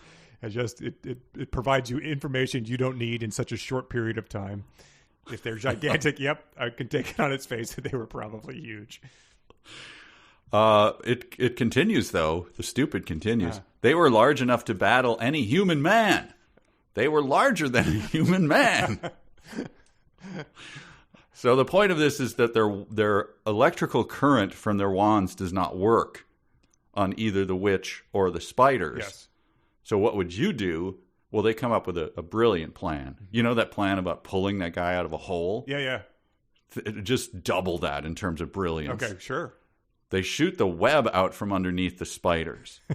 and the Shrondrella did not. She never thought in a million years that could happen. Wow. Oh, so she yelled. I mean, that's how bad it was. She's never seen a Roadrunner cartoon before.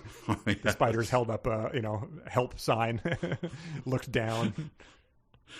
Yeah. So that's how they get out of that. That's how they also then defeat her, because they then try to zap her. Doesn't work. And then they think, oh, well, that just worked. They point the webs, the wands underneath her, and then that happens as well. She did not expect that either. She was not Chandrella, not the brightest bulb on the tree. The first time that they ineffectively used their wands, though, it provoked this response from Chandrella, the witch Chandrella laughed out loud at the three wizards. And this, just like sarcastically, starts to be something that starts to stack up once you notice it. A lot of people laughing out loud, which is, it's traditionally what I assume is happening when someone says that a character is laughing.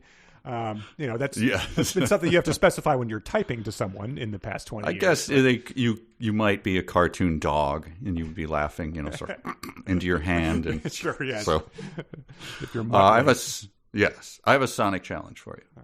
Please. You ready? The witch Chandrella yelled, "You two are next. I shall wrap all three of you up and feed you to my tarantulas." The wizard Leonardo yelled, "I don't think so." All right. Here we go. Because traditionally, the "I don't think so" is done as a sassy kid. I don't think so. But you can take it in whatever you're the wizard Leonardo. Put yourself in that headspace. I don't think so. Okay, sure. Very nice. And yeah, that's what he does right before he blasts the web underneath her witch, and she falls through it to the ground. Yes. Yeah. And then once she's out of it, they can zap her with the electrical force, and then she disappears. So. Yes. And then somehow they get slapped? I did not understand that. Okay, well, let me read this part to you, too, because that was a sub-challenge. That was on their way to rescue their friends. So everyone watching at the event through the gigantic hologram image of the forest gasped at that moment, so moon people. Then they find their friends, Iris, Peter, and Jonah, suspended in the air, their hands tied up over their heads by ropes, a hideous-looking troll standing on the ledge above them.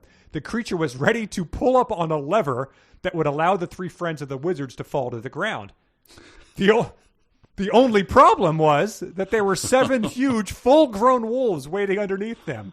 The wolves were walking around in a circle and walking back and forth, waiting for the 3 humans to fall so they could eat them.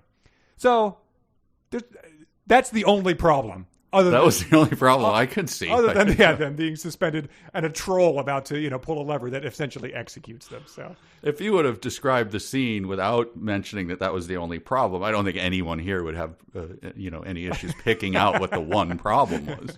My problem is, how do you walk in a circle and walk back and forth at the same time? That's like a very intricate marching band type of scenario. Oh, that makes me headstrong for sure. But they fortunately are able to solve the problem.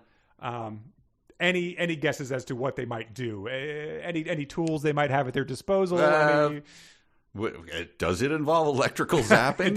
It does indeed. Okay. They point their wands at the troll, they zap it. They point the wands at the wolves and zap it. And then they also zap their 3 friends. Suddenly, their friends Iris, Peter, and Jonah slowly floated to the ground. So you get something slowly floating very suddenly. Okay. All right, so that means they passed the test? Yes. Well, not yet. Oh, no. We still have... Oh, sorry. Yeah. I was jumping way. Yes. Yeah, please. This is your favorite moment in the thing. So I'll let you take this. So a couple of their friends, which one? Iris is happy to be free. She hugs Anechka. Leonardo shakes Peter's friend. Peter shakes Leonardo's hand, says, "Thank you for rescuing us." But Jonah is pissed. He goes, "How could you do something so stupid? You used me as a guinea pig in one of your magic tricks." So he's got the right reaction. His life was actually in danger because there was a problem of wolves marching around. But then I think that they transport them back to their own lands. Suddenly, of course. Suddenly, yes. And then suddenly they hear a loud voice, and it's the Great Wizard Simeon, who's there in the forest with him. But it's just his voice, not his body. Anyway, he tells us what they have to do. he issues them another challenge. Suddenly, small flying dragons about the size of large birds. I don't know why they keep shooting themselves in the foot like this. Appear to the air before them. So there's dragons, small, large dragons. Yeah. There were hideous-looking creatures running towards them. There were evil pixies ready to throw stones at them as they flew through the air. And several komodo dragons were advancing towards them. So they've established dragons, authentic fantasy dragons like you see on the cover as the ultimate bad guy in this book, torching villages, doing this. Even when they're small dragons, they pose a hideous menace. What's the least likely creature you would have expected to see show up in that situation? Komodo dragons. Komodo dragons. Native to a small, I believe, Indonesia maybe is where they hang out. Indonesia, only one chain of islands in Indonesia. That is correct. So the animal that is, and I guess they probably, they could probably drag off a small child, but I think they're mainly known for like eating, livestock or something like that. Like they kill a sheep like a wolf would. Yeah, they wait till like a cattle or something will step into a pit and get stuck, and then they bite it, and then they hang around for like 3 days until it dies from their poison. And then they tear it open. Komodo. So that's what they've chosen, just based on them sharing the last name dragon with these things. That they are now part of the land of Antigua. It's incredible stuff. It just made me so happy. It's just as if it's like separating. It's like if there was a book where pandas were the main thing, and then just by virtue of that, red pandas, the small. Cat dog like creature was also part of the story, just based on that same name. Or like the fairies they're throwing rocks and there's electrical sparks coming from their wands and all of this, and then suddenly a Eurasian fruit bat came at them. Yes. The specificity and wait, what? Yes, right, yeah, providing a Latin name for it, and there's one that was previously thought extinct or something, and. So I just stuff like that makes me so happy. Just that odd and wrong of a choice. Is that what made Lauren laugh? I tried to read it to her just because it was like, and I just had hard trouble getting through to it because that was the one thing I chose to share with her this time around. Oh, if only the Inklings, Tolkien and Lewis, could have read this to each other to see who would crack up first. Right. You're never going to believe what they did with your shit, J.R.R. Like, this is the kind of stuff that inspired 100 years later. Yes. But fortunately, they're able to zap all those creatures one by one. They duck under some fireballs or something, I believe, from the real dragons, not the Komodo dragons. And then that's when someone gets, the one woman trainee gets slapped across the face by the ghost of one of the main other wizards, Groshua or Krill, one of those. Does it make that clear? Here's how it goes. They're pointing, they're each are doing a separate thing. They're zapping different things, right? And then one by one, the trolls disappeared before they're, okay, good. Trolls are gone, the pigs. Suddenly the wizard Agnessa felt someone or something slap her across the face. She fell backwards on the ground. The same thing happened to the wizard Leonido and wizard Stepan. Mm-hmm. Suddenly, all the small flying dragons, the trolls, pixies, and Komodo dragons disappeared. So what happened? Who slapped who? It says as they disappeared, it says the Grand Master Wizards keep disappearing and reappearing, and they're fighting them back. It says they're attacking them, and then they just are hard to attack because they can't see them. And then I believe the wizards eventually appear, spirit them all back to the room, and say, well, that was your final test because you knew you couldn't call on us for help if we were the ones attacking you. Oh, so they slapped them? I think that's the only person that we're led to believe, unless it was a Komodo dragon whipping its tail at them. So it's kind of like the what's the drummer movie with the guy from the insurance company? Yeah. Whiplash. Not quite my tempo, Agnessa. So the wizards are just slapping them till they fall down? Mm-hmm. Yeah. It's like Agnessa, the girl wizard? Yeah, it's quite curious. Okay. Yeah. I did not understand who was slapping whom, but okay, I'm glad that got cleared up. Yeah. It was the other wizard slapping them. Well, once they All right. once they spirit them back, this is the sentence I said. It was like if Dwight David Thrasher wrote the Silmarillion. The Master Wizard Anechka, the Master Wizard Leonido, and the Master Wizard Stepan kneeled down before the 5 Grand Master Wizards. The Grand Master Wizard Fyodoro, the Grand Master Wizard Groshua, the Grand Master Wizard Krill, the Grand Master Wizard Agnessa, and the Grand Master Wizard Semyon smiled and stood up. So yeah, they've just been promoted. They passed the test, and now all 3 are all Master Wizards. I had that exact paragraph written, and I just had after it, Mother of God. That's an actual paragraph in a book. For kids. For kids, oh yeah. Go to hell if you're reading this as an adult. This is not for you. This is our book, yeah. But then they are, presented to everybody. It's like the end of Star Wars. They all get medals. They stood up and raised their hands to the crowd. The crowd roared.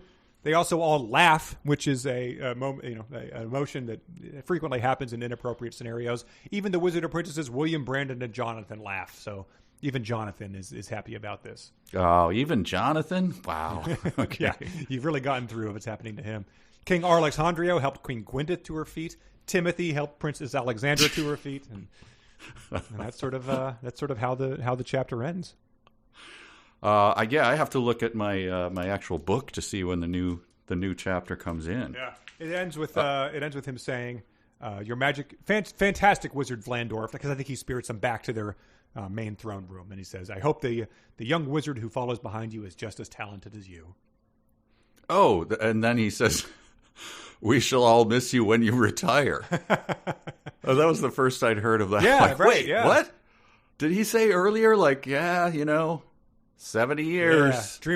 Dreaming about sailing around the world with my wife wizard, Yeah. 3 days pension, later. Yeah. Pension matures. Yeah, bouncing the grandkids on my knee. That doesn't bode well for him if he's about to retire. Wow, we'll have to keep an eye on Vlandorf. Oh, yeah, he's just a few days from retirement. All right. So that chapter ends. And yes. All that chapter was just a bunch of magic bullshit, right? Insignificant to the plot. We established very, very repetitively that there's a big battle brewing, and then we did all that nonsense. So where to begin chapter 5? One evening, the wizard Vlandorf decided to put on one of his magic shows. Oh, God. He stood there in front of the crowd. All right, now picture this all in your mind. Wizards, Yep. knights, horses, castles. He stood there in front of the crowd with a rather large black top hat in his hands. That one threw me for a loop. What? Because, I'd been pretty much anticipating, Mickey and the Sorcerer's Apprentice, that type of hat. Yes. And then he's a stage magician from the early 20th century. So people, peasants walking up covered in that glorious donkey dung, rich as creases because they have it, are going, you don't need to do any tricks. What is that black thing that is sorcery. Yeah. What is that shiny silk collapsible hat thing? I don't even know that it is a hat. What is that? Yes, exactly. You are clearly the most powerful wizard. Yes, because pulling a rabbit out of a hat is something, we know rabbits and we know hats. We can conceive of this. So you making them appear, we know magic, but this is beyond the realm of our comprehension to see something like this that people in another realm would wear on their heads. It's like that rumor that people think that they see a time traveler in some Charlie Chaplin movie who's talking on a cell phone. Oh, yeah. And it's like that is happening here. No, people would wear these to places like the Ritz. And the crowd just applauds. We don't know what the Ritz is. It's magical that you can come up with these things. Yes, your imagination is so deep as we just wallow in our donkey dung and goblin spit. All right, so this whole chapter is just about, you talk about the last chapter being a throwaway. My God. This one is just about people enjoying his magic show. Laughing out loud, applauding, performing magic tricks and eliciting laughter. It's just, it's not what I associate with him, unless it's, comedy musicians like Penn and Teller. And this is my note, and I'll get more specific, but I just want people to know where I was when I read this. The grooming of the princess's hair scene is utterly batshit insane. It's nuts. It's beyond anything I've ever read. All right. So I hope I didn't oversell it. I know. I at this point in time, that's like a 3 out of 10 for this book. It begins with Princess Alexandra was in her quarters being groomed and pampered by her maidens. Okay. Okay, Princess Alexandra. Have to remember who she is. She's the one who can shoot bows and stuff like that? Yeah, she's a little too proud of her ability to run fast and jump high, and she's the one that Timothy is always sort of tagging along with. She looked beautiful. The maiden Lily said, so now there's someone named Lily. Great. I'm going to, if you have it there, I'm going to just see how much we get Lily. Okay. Lily is mentioned 6 times. Okay, so probably all in this scene. All here. We get Lily. We get Diane, Victoria, Jasmine, Antoinette are all in this scene. Great. As they're talking about other people. Princess Sasha, Maiden Diane, Dragon Voltrar. They're all just grooming her hair, talking about how she shouldn't keep her hair short. So I don't know why it needs this tremendous amount of grooming that seems to be going. True. All right. I didn't pick up on that. But here we go. Here's a little bit of the humor. The maiden Victoria, I could Google that and see, but I don't. She's probably 6 times too. Okay. My lady, you don't have to worry about your hair. That's our job. All of the maidens laughed out loud. All right. So, again, we get a little touch of the humor of what goes on in the easternmost kingdom, part of the kingdom. I'm not certain because when they're doing the fireworks, it specifies that you could see the fireworks in the east, west, north, and the south. So it's sort of is cast a wide net here. And then I'll just highlight one more bit of humor, and then I'll pass it on to you with your take on the hair grooming scene. Well, Princess Sasha is prissy. She's just a pampered princess. This is all being yelled, by the way. Okay. The maiden, she's just a pampered princess. She's always looking in the mirror at herself and getting herself groomed. This is from the person they're currently grooming. The maiden Jasmine said sarcastically, "Look who's talking." All the maidens laughed out loud. Wow. So you're imagining the posture of just like a Full House daughter, like, look who's talking. She's jerking the thumb over her shoulder, I'm glad that expression translates across the, no black hats here, but look who's talking is very common. That, and what was the Macaulay Culkin one that I had to do the Sonic Challenge of? Takes one to know one, or... Something like a flat, yeah. I don't think so. I don't think so. Yeah. And so, are they all huffing donkey dung? Like, is there a gas leak in the chamber? Like, I don't know what is happening here, but she said, "For now, I shall keep my red hair cut short like a warrior." Okay. Said the person who's currently having her hair groomed for 7, 8, 10 paragraphs. This just goes on and on. The whole thing. So the names to me, like when you get names like Gwendevier and Voltrar, it reminds me of like in an improv scene when someone will be like, "Oh, it's nice to meet you," and you are, and they're like, "Barftavius." They think of like a dumb fun. So that's very much like this. But a scene like this is like if you've ever watched high level people who are good at it, like on Netflix, if you watch the Thomas Middleditch and Ben Schwartz specials. They can do something where they have a scene that has 10 people in it, and they keep track of it based on traits like someone has a mustache, someone's brushing their hair, and you can sort of keep track of that. And that's what this is like. You've got Alexandra who's that has that trait, and then Victoria, and you're moving the chairs around and you're doing all this stuff, and then someone says, "Look who's talking." It just is devoid of any actual humor or I know. Part of the humor is that these guys you can see them struggling to remember the which character is which and getting tripped up on their own high wire act, but there's none of that here. Yeah, and it continues. So Princess Alexandra smiled and then called her maidens to come out onto the balcony.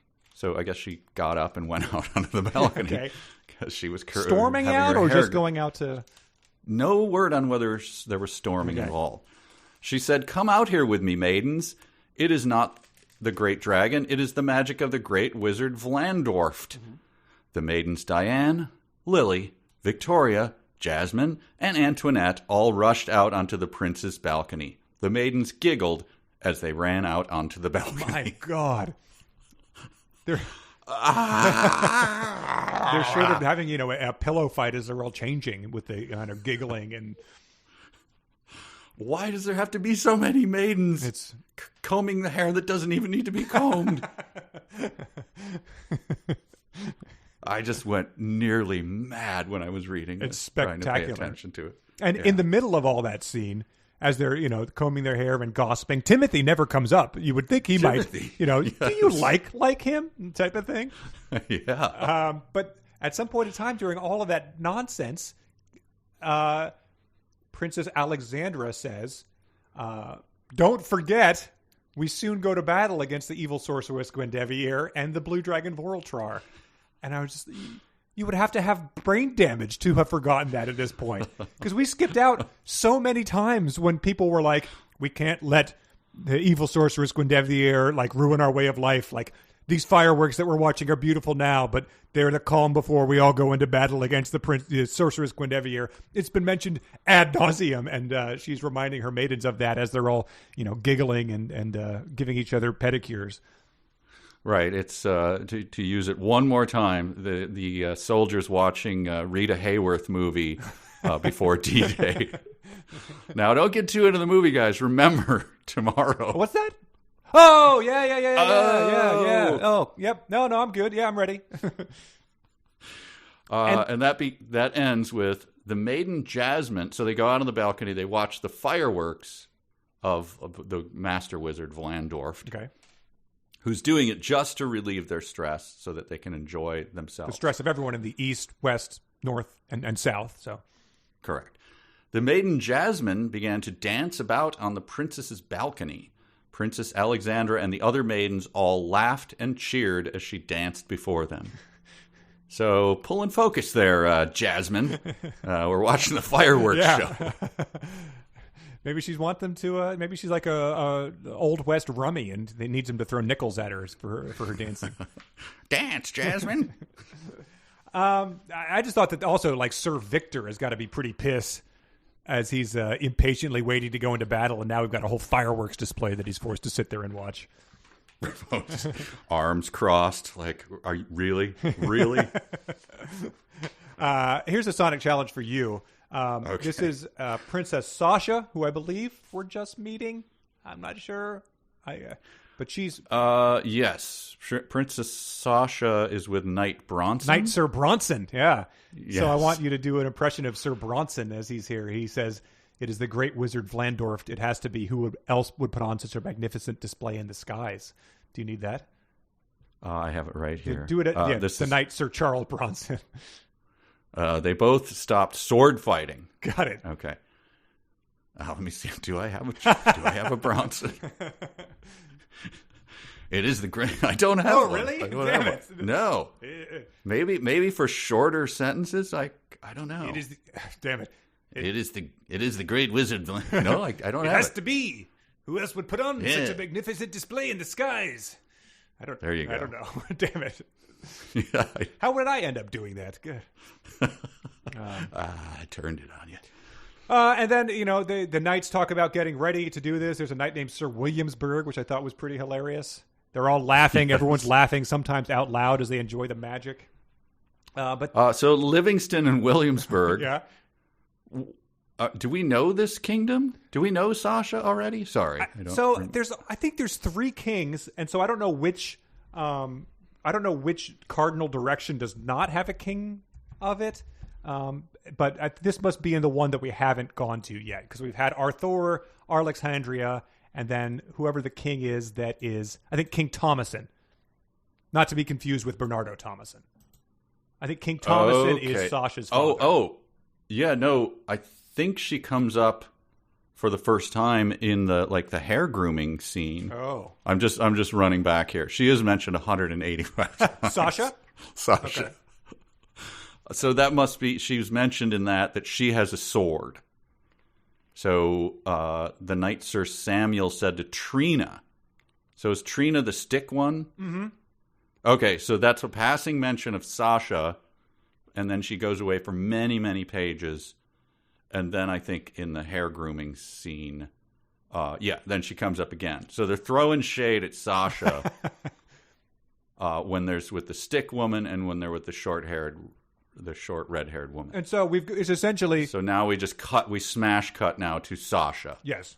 No, yeah. Okay. And it appears they've given them, Teenage Mutant Ninja Turtle traits, whereas one has a stick, one has, I believe, Alexandra has a bow and arrow, you said, and then Sasha has a sword. Okay. So that's how you can keep them straight. But the whole point of this chapter, as we sort of just, the camera goes around the kingdom here, I guess, is what they're trying to do.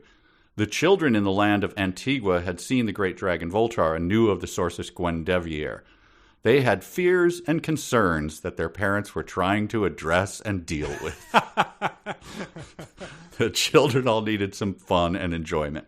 So this is the whole point of Vlandorf. He knew that parents were trying to address children's fears and concerns, but he felt like the best way to do that would be to put on a magic sky show. Well, if it gets them to laugh out loud, then mission accomplished, I guess. Sure. Yeah. Sure. It works. Very weird and clinical. It's like, they might have fears and concerns because a whole village got burnt down by Vorultrar. Right. So. They saw their baby brother on fire. That might cause some fears and concerns. So here, this might be the kingdom without the king. It's the north. Back up north in her own castle, we get a glimpse into the life of Guinevere. And this is fantastic. This is tremendous. She's talking to her. She's out on the balcony, as the Grinch, hating this fireworks display, just like. And she's talking to her black cat. The black cat said, "Wow, look at that! How beautiful! Look at all the pretty lights." The sorceress turned around and gave the cat an evil look. She didn't find the fireworks beautiful at all. The sorceress found such displays of beauty annoying. She lifted up her magic wand and was about to zap the black cat. The cat became frightened and started trembling. She said, the cat is a she. "Oh, what I meant to say was how ugly those fireworks are. Those darn wizards, they need to be stopped." "Yeah, that's right. They need to be stopped. And you're the one to do it, aren't you, sorceress?" So the cat is essentially voiced by John Lovitz here. I said Jimmy Cagney, but yes. They need to be stopped. Yeah, that's right. They need to be stopped. See? You're the one to do it, aren't you, sorceress? So yeah, we've got mugs. But the cat then the wizard, the sorceress blots out the thing. She eliminates the fireworks show. You couldn't see it, and then the black cat said sarcastically, "Yeah, that's much better." To which the sorceress replies, "Oh, shut up, cat." The black cat got insulted, walked off mumbling under her breath. Do you want to do it as Jimmy Cagney?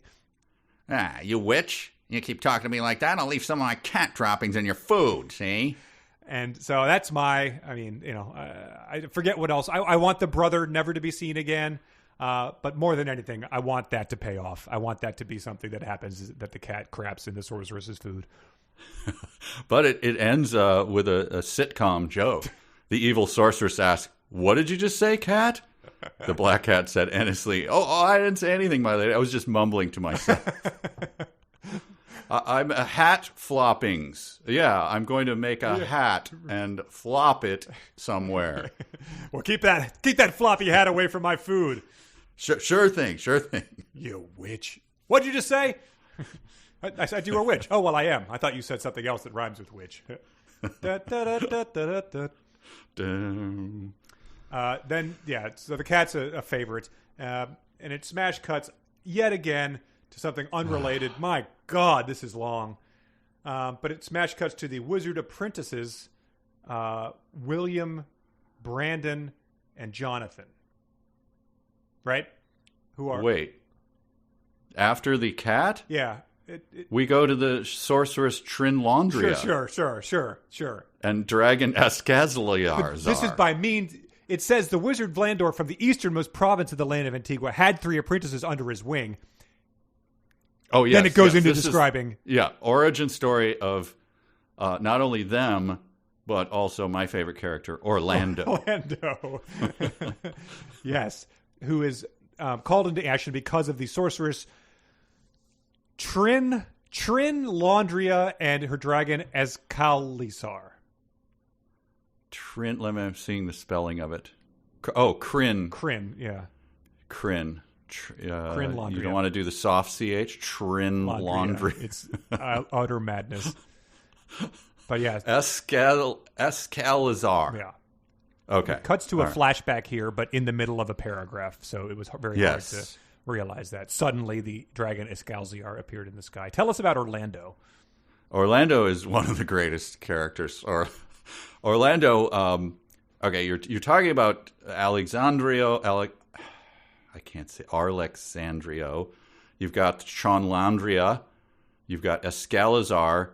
Where do you think they live? Pinesville, Knox. Pinesville, Knox. In the village of Woodsville. It's like a gated suburban community or something. I just wrote it in all caps. It delighted me. Yes. And so someone named Jonathan, which I guess is the parents of William and Brandon. No, Jonathan is the Anakin Skywalker guy who thinks that the conversation between Timothy and Alexander is stupid. Okay, so Orlando, so they have the problem with at Pinesville, Knox. Oh, that would be a good short story name. The problem at Pinesville, Knox. It's a cozy mystery in this universe. Yeah, for sure. The dragon it keeps burning it down, and so finally there was some hope. It's been years.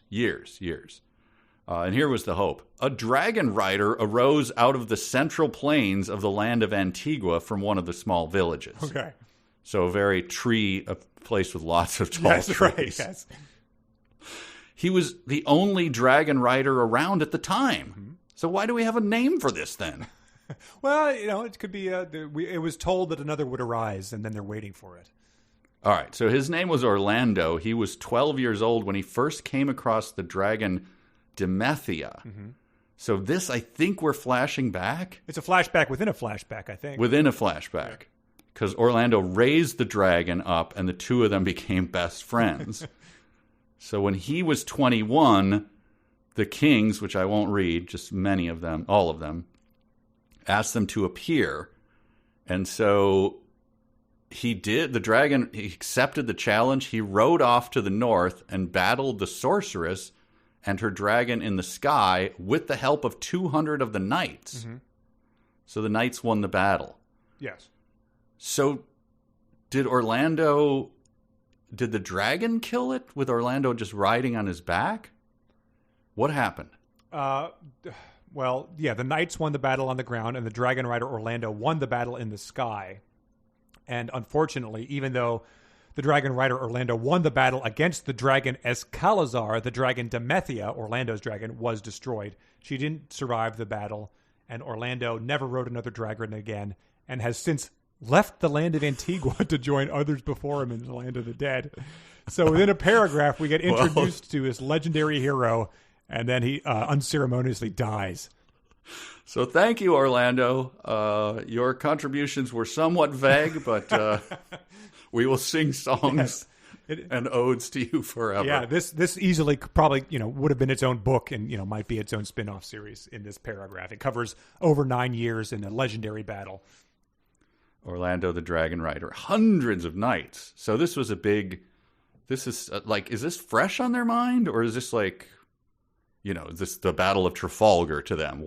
How long ago was this? Oh yeah, it's a good question. Is it like a 9/11 or Pearl Harbor, or even longer again? Yeah, I'm just not sure. I believe that one of the dragons destroyed Pinesville, Knox, which is where Jonathan is from. So we assume that they have normal human lifespans. Yeah, I guess so. Okay. Yeah. Or just that years are the same thing there. We don't know that either. That's true. And it's not like, a biblical thing. They live to be 160 or something like that. Yeah, I don't know. Okay. All right. That's Orlando anyway. We get some background about the three apprentices who always wanted to go into magic to escape the sadness and pain of losing his parents, family, and friends. And Pinesville Knox sounds pretty upscale. It probably had like a pool with like a community center with a ping pong table and stuff. So he's probably you all got the key to the pool. Yeah, he's bummed about losing access to that. But so Vlandorf took them all in. It says, it tries to clarify this. It says They were not brothers, but they had been close friends for a year.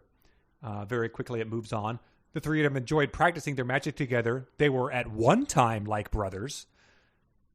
Jonathan was fast forward a little ahead. Jonathan was a little annoyed, but he still cared about Brandon and William at that point and considered them to be his brothers. And then a little after that, we get another. Where the hell was it? We get some other thing about them being brothers or not brothers or something like that. But their brother status fluctuates with the wind, it seems. And they have little competitions. I don't have a lot of notes for, and we should probably press on. Yes. But they're very competitive with one another, and then they both fall in love with the same girl, Sophia. Okay.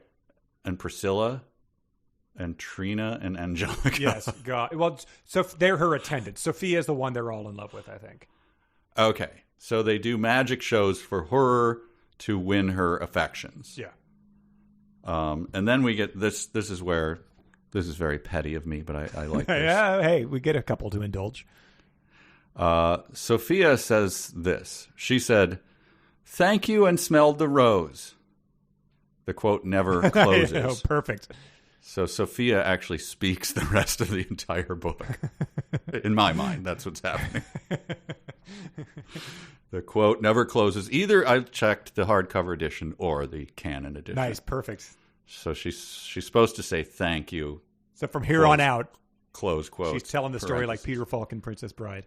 Exactly. Or maybe they realize that she's got some weird tics where she says her actions, and they fall out of love with her then.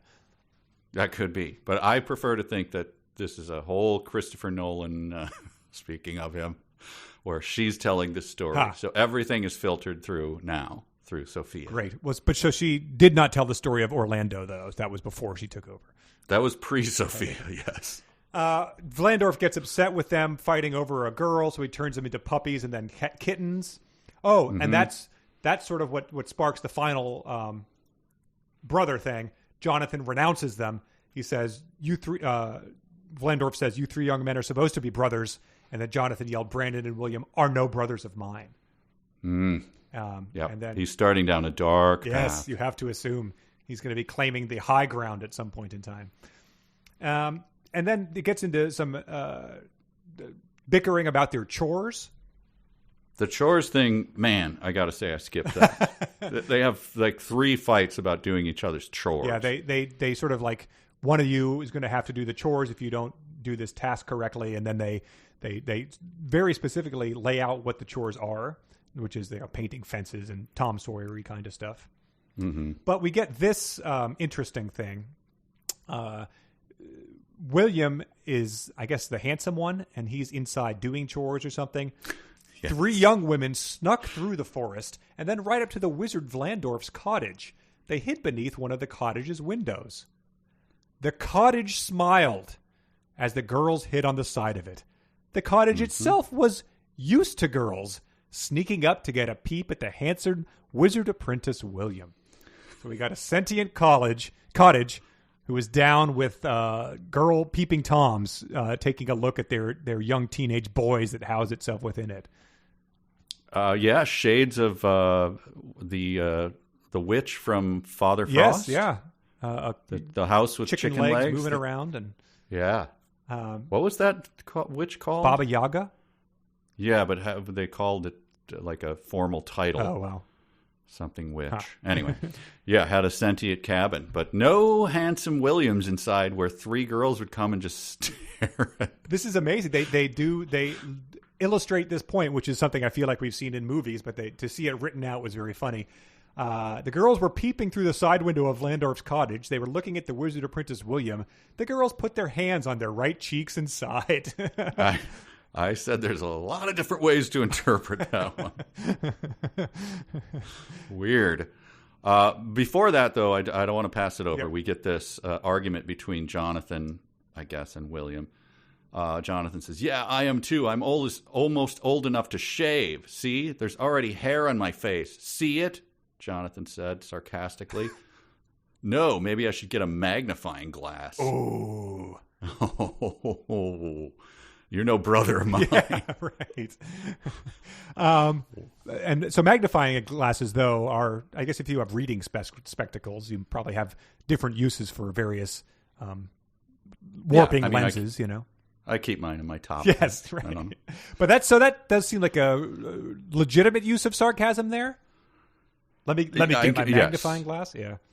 Yeah. I guess that's pretty sarcastic. I do like it. But no one laughed out loud, so yeah, right. It fell flat. But it is a great a lesson in the this is presented as very cute when the girls do it. Was if it was the Jonathan peeping in at the, I guess it doesn't specify that he's bathing or anything, but it just takes on a whole different stance if he's like, yeah, let's go, hey Jonathan, William, let's go peep in on the girls as they're changing or whatever. It's like, well, yeah, look at the cabin smiling. Yeah, he's down. This guy gets it. He's happy because this happens all the time. There's always guys peeping up to these windows.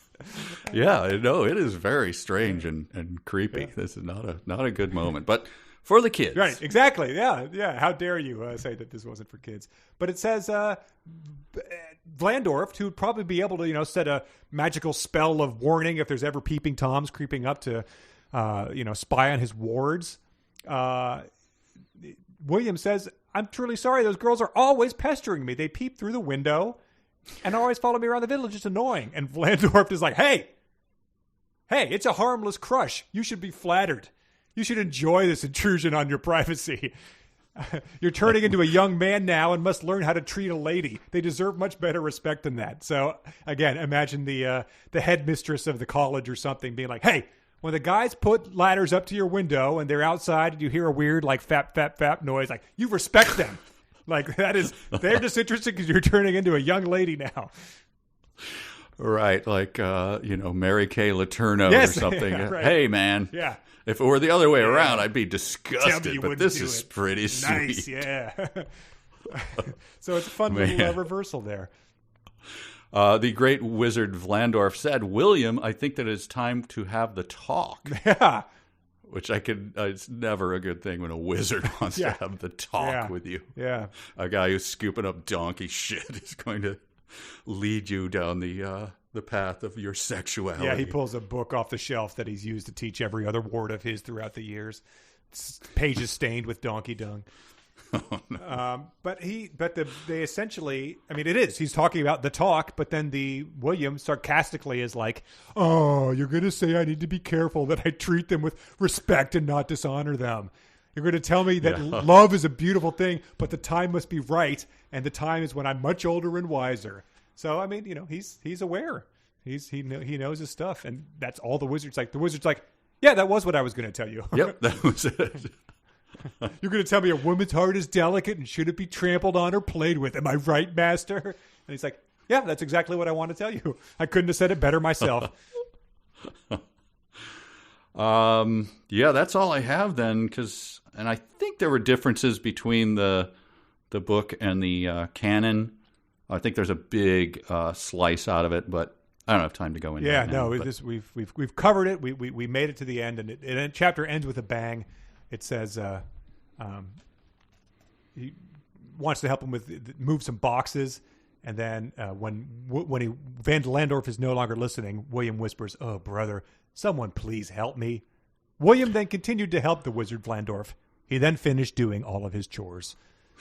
So if the next chapter starts with someone else doing chores, that'll be fantastic. But hopefully we can move the plot along a bit since there's this big battle brewing. Well, we have 138 mentions of Sasha to come, so who knows? Dumb sentences, and then I think I have an email that would probably be good to read too. Again, a lot of these dumb sentences are sent in by our Patreon supporters who keep this whole thing going. So join them again, patreon.com/372pages. We appreciate them all. This first one is from Douglas. And he just submitted, I don't know what the context is, but no one knew what was happening. He says it's unclear if this is supposed to refer to the characters, the readers, the authors, or some combo of the three.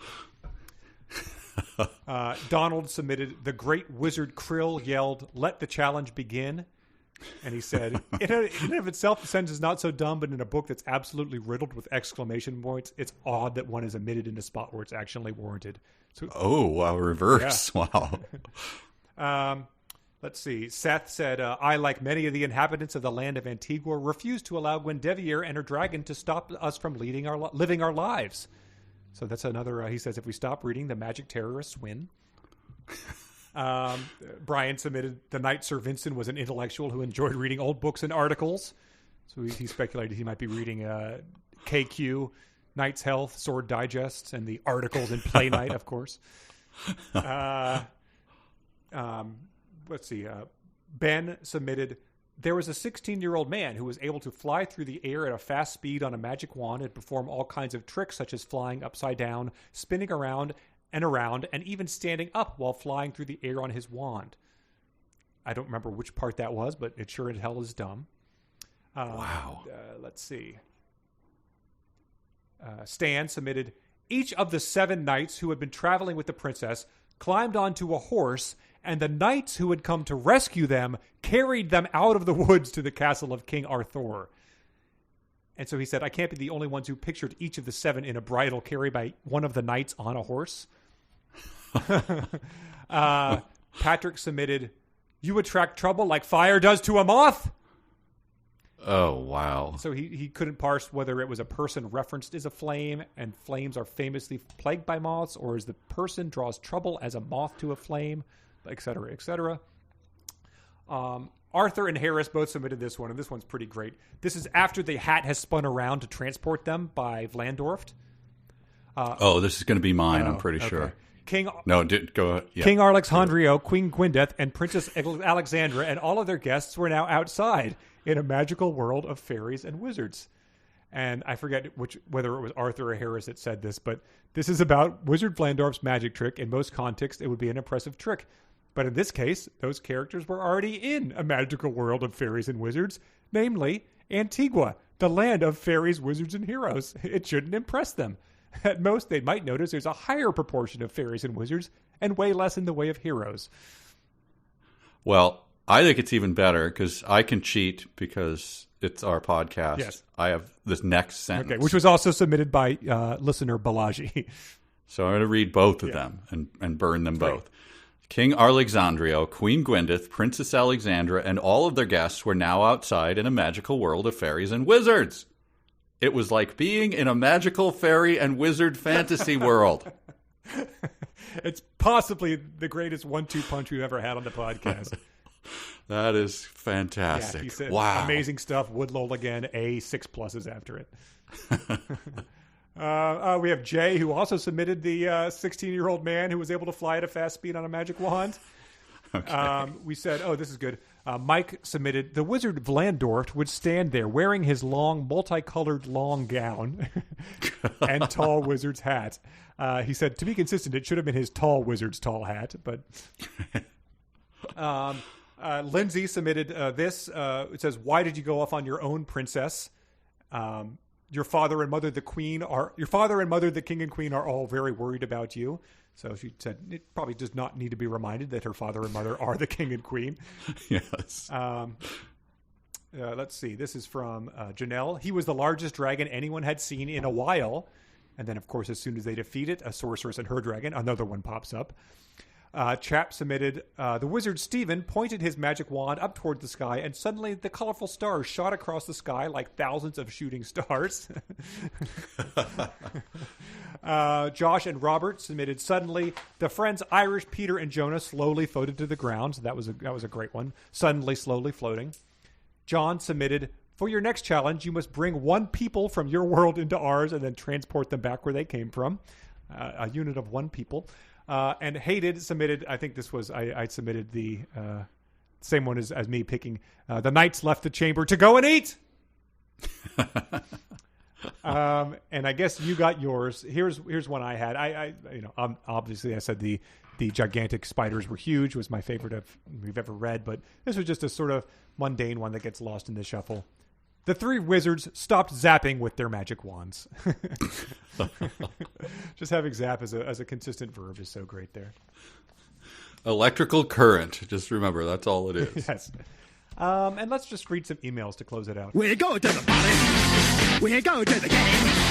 We're going to the disco. We're going to cruise out, man. We're stealing people. And yeah, okay. We'll read some emails. This episode, maybe slightly long, but consider the dumb sentences in the emails is like a bonus episode. Sure. We're giving you more stuff. Absolutely. This is good. Yeah. And maybe we should start putting this as its own bonus thing so it actually is, and then people have to pay us to hear it. But we'll think about that. Let's see. Here's this first one from Trevor, and this is once we get to the end, I'm going to have some words. Okay. Just a small aside, but to continue the tradition of comparing 372 books to the titans of literature, Gabriel Garcia Marquez was fond of doing this in Autumn of the Patriarch. Autumn is about a dead dictator in South American country, and the literary device is used. This is the perspective, the quote changing, as it did last time, and also during this time, in the middle of a quote without telling you that a new character was speaking. Oh, yeah. Okay. It says, Autumn is about a dead dictator in a South American country, and the literary device is used to convey the sense of spectral timelessness that exists in death and after. Maybe they employed this technique in Antigua to comment on the ephemeral state of post-death new life that Rebecca experiences after dying in the auto accident. To expound upon this, maybe the names in Antigua support this hypothesis. The names are almost familiar most of the time, but are bastardized or misspelt. This could be due to Rebecca, in her final dying moments, is experiencing a psychosis that pulls from things she knows, like King Arthur and Guinevere, and then distorts it through the haze of her dying mind. This could also explain Sir Larry, maybe the name of an EMT who's trying to revive her. There's a lot to chew on here. I am a Patreon supporter, so even though this makes me sound like a raving lunatic, it's worth a chance. Firm settle down here to Trevor, who wrote this email. This is the Gabriel Garcia Marquez comparison. I must tell him to settle down. Did he minor in creative writing at college and got this what do you call it, textual criticism? This is wizards standing on their twirling around on their wands. People laugh out loud. But hey, I mean, if we learned that she was actually in the car accident on the winding road, that would be another stunning reveal. I hope so. Yeah. Here's one from Michael. One thing I didn't hear covered in the last podcast: mini wads implies the existence of wads, does it not? Who are these wads? What size are they, and what happened to them? Maxi wads? I don't know. Katie, I issued a challenge. I think there was 3 befores in a sentence, maybe a 4, and I issued a challenge to do more. She submitted this sentence. All she knew was before that day when everything changed, when the pillars of her world crumbled like sand in the tide, before she lost all she loved, before her life was torn from her, before she had never conceived of an after. So that's 7 befores, but it required some creative punctuation to get it there. Wow, that's not quite buffalo, but it's there. Seems like that. Here's one from Taylor. He says, as much as I love the term jackal that we use for our beloved Patreon supporters, I almost wish we had discovered this book earlier and adopted the name Mini Wad. It's such a hilarious wad. It would have been totally unique to all of us. I still can't believe that that Larry and Denise Brown Ellis conjured it out of thin air. So I've got the settle down hackles on my neck start going up here. I wonder if they were influenced at all by the term monopod that appears in the Chronicles of Narnia. In the Voyage of Dawn Treader, there is a race of dwarves called the Dufflepuds that are cursed by a magician into each having only one leg and foot, hence the term monopod. I'm not well versed in fantasy literature, but it's the only connection I could think of. Nah, settle down. Yeah. I'm so glad we finally decided to do this book. I think it was first mentioned when we were picking a book to follow Bob Honey. There were some good choices on this list, including the Mr. Moon People and Trucking Through Time. And I remember thinking Antigua sounded less interesting because all it had were a lot of exclamation points. I'm glad I was wrong. Me too. Let's see. Oh, this is from Jeffrey. I was talking with some friends about this podcast and started showing them some of the books that have been covered. While going through the Quilters Pushback, I came across this passage. This is amazing. He shook his head and smiled slightly at the man approaching his window. He knew he'd been lucky for a long time, but that time was up. The boss would never let him see a courtroom, and he couldn't do prison. He wasn't made for it. He closed his eyes and allowed himself one moment to envision that beach on Antigua that had seemed so close. Then he reached under the seat, pulled out his gun, and put it to the side of his head. And Jeffrey says the 372 rabbit hole is bottomless. Wow. I mean, I distinctly remember that moment, but obviously did not remember that it was Antigua. Yeah, it's incredible. Wow. So that's quite a connection. Yeah, he wrapped his long fingers around his gun and put it to his head. And Brian, we can close with this one. He said he remarked on the difficulty of reading Antigua aloud. I'm happy to report that I've found a solution. I've fashioned a rudimentary gong, and I bang it every time there's an exclamation mark. It really works. I can indicate the stylistic nuance without slowing down and without alarming my audience or distressing my vocal cords. And Brian submitted an attached recording of himself doing this technique. But, Brian, you need a better gong, okay? I think we might be able to, I don't know, maybe we can chip in, we can do a GoFundMe. I'll look into how much gongs cost. If they're not too expensive, maybe we can send Brian a gong. And maybe his recording can play us out and people can see what this sounds like. But we'll try that. I will imagine thunderous gongs going off every time we get to an unnecessary exclamation mark. I got to think like an eBay gong can't set you back more than $49 or something, right? All right. Well, maybe if we want to do that, if it's not too ridiculous, we can do that, and Brian can try re-recording this with the gong we send him. Okay, all right? Sounds good. Cool. Well, thanks for listening, everybody. We'll play you out with some gonging, and we'll post the next assignment in the description here. And remember, Zeno's paradox can go to hell. Screw you, Zeno. Get a better paradox, you know? So I can disprove it like this. Come at me. They had nothing left. The villagers couldn't believe what they were seeing. They couldn't believe that the sorceress Guinevere could be so heartless and treacherous. She had destroyed everything. There was absolutely nothing left.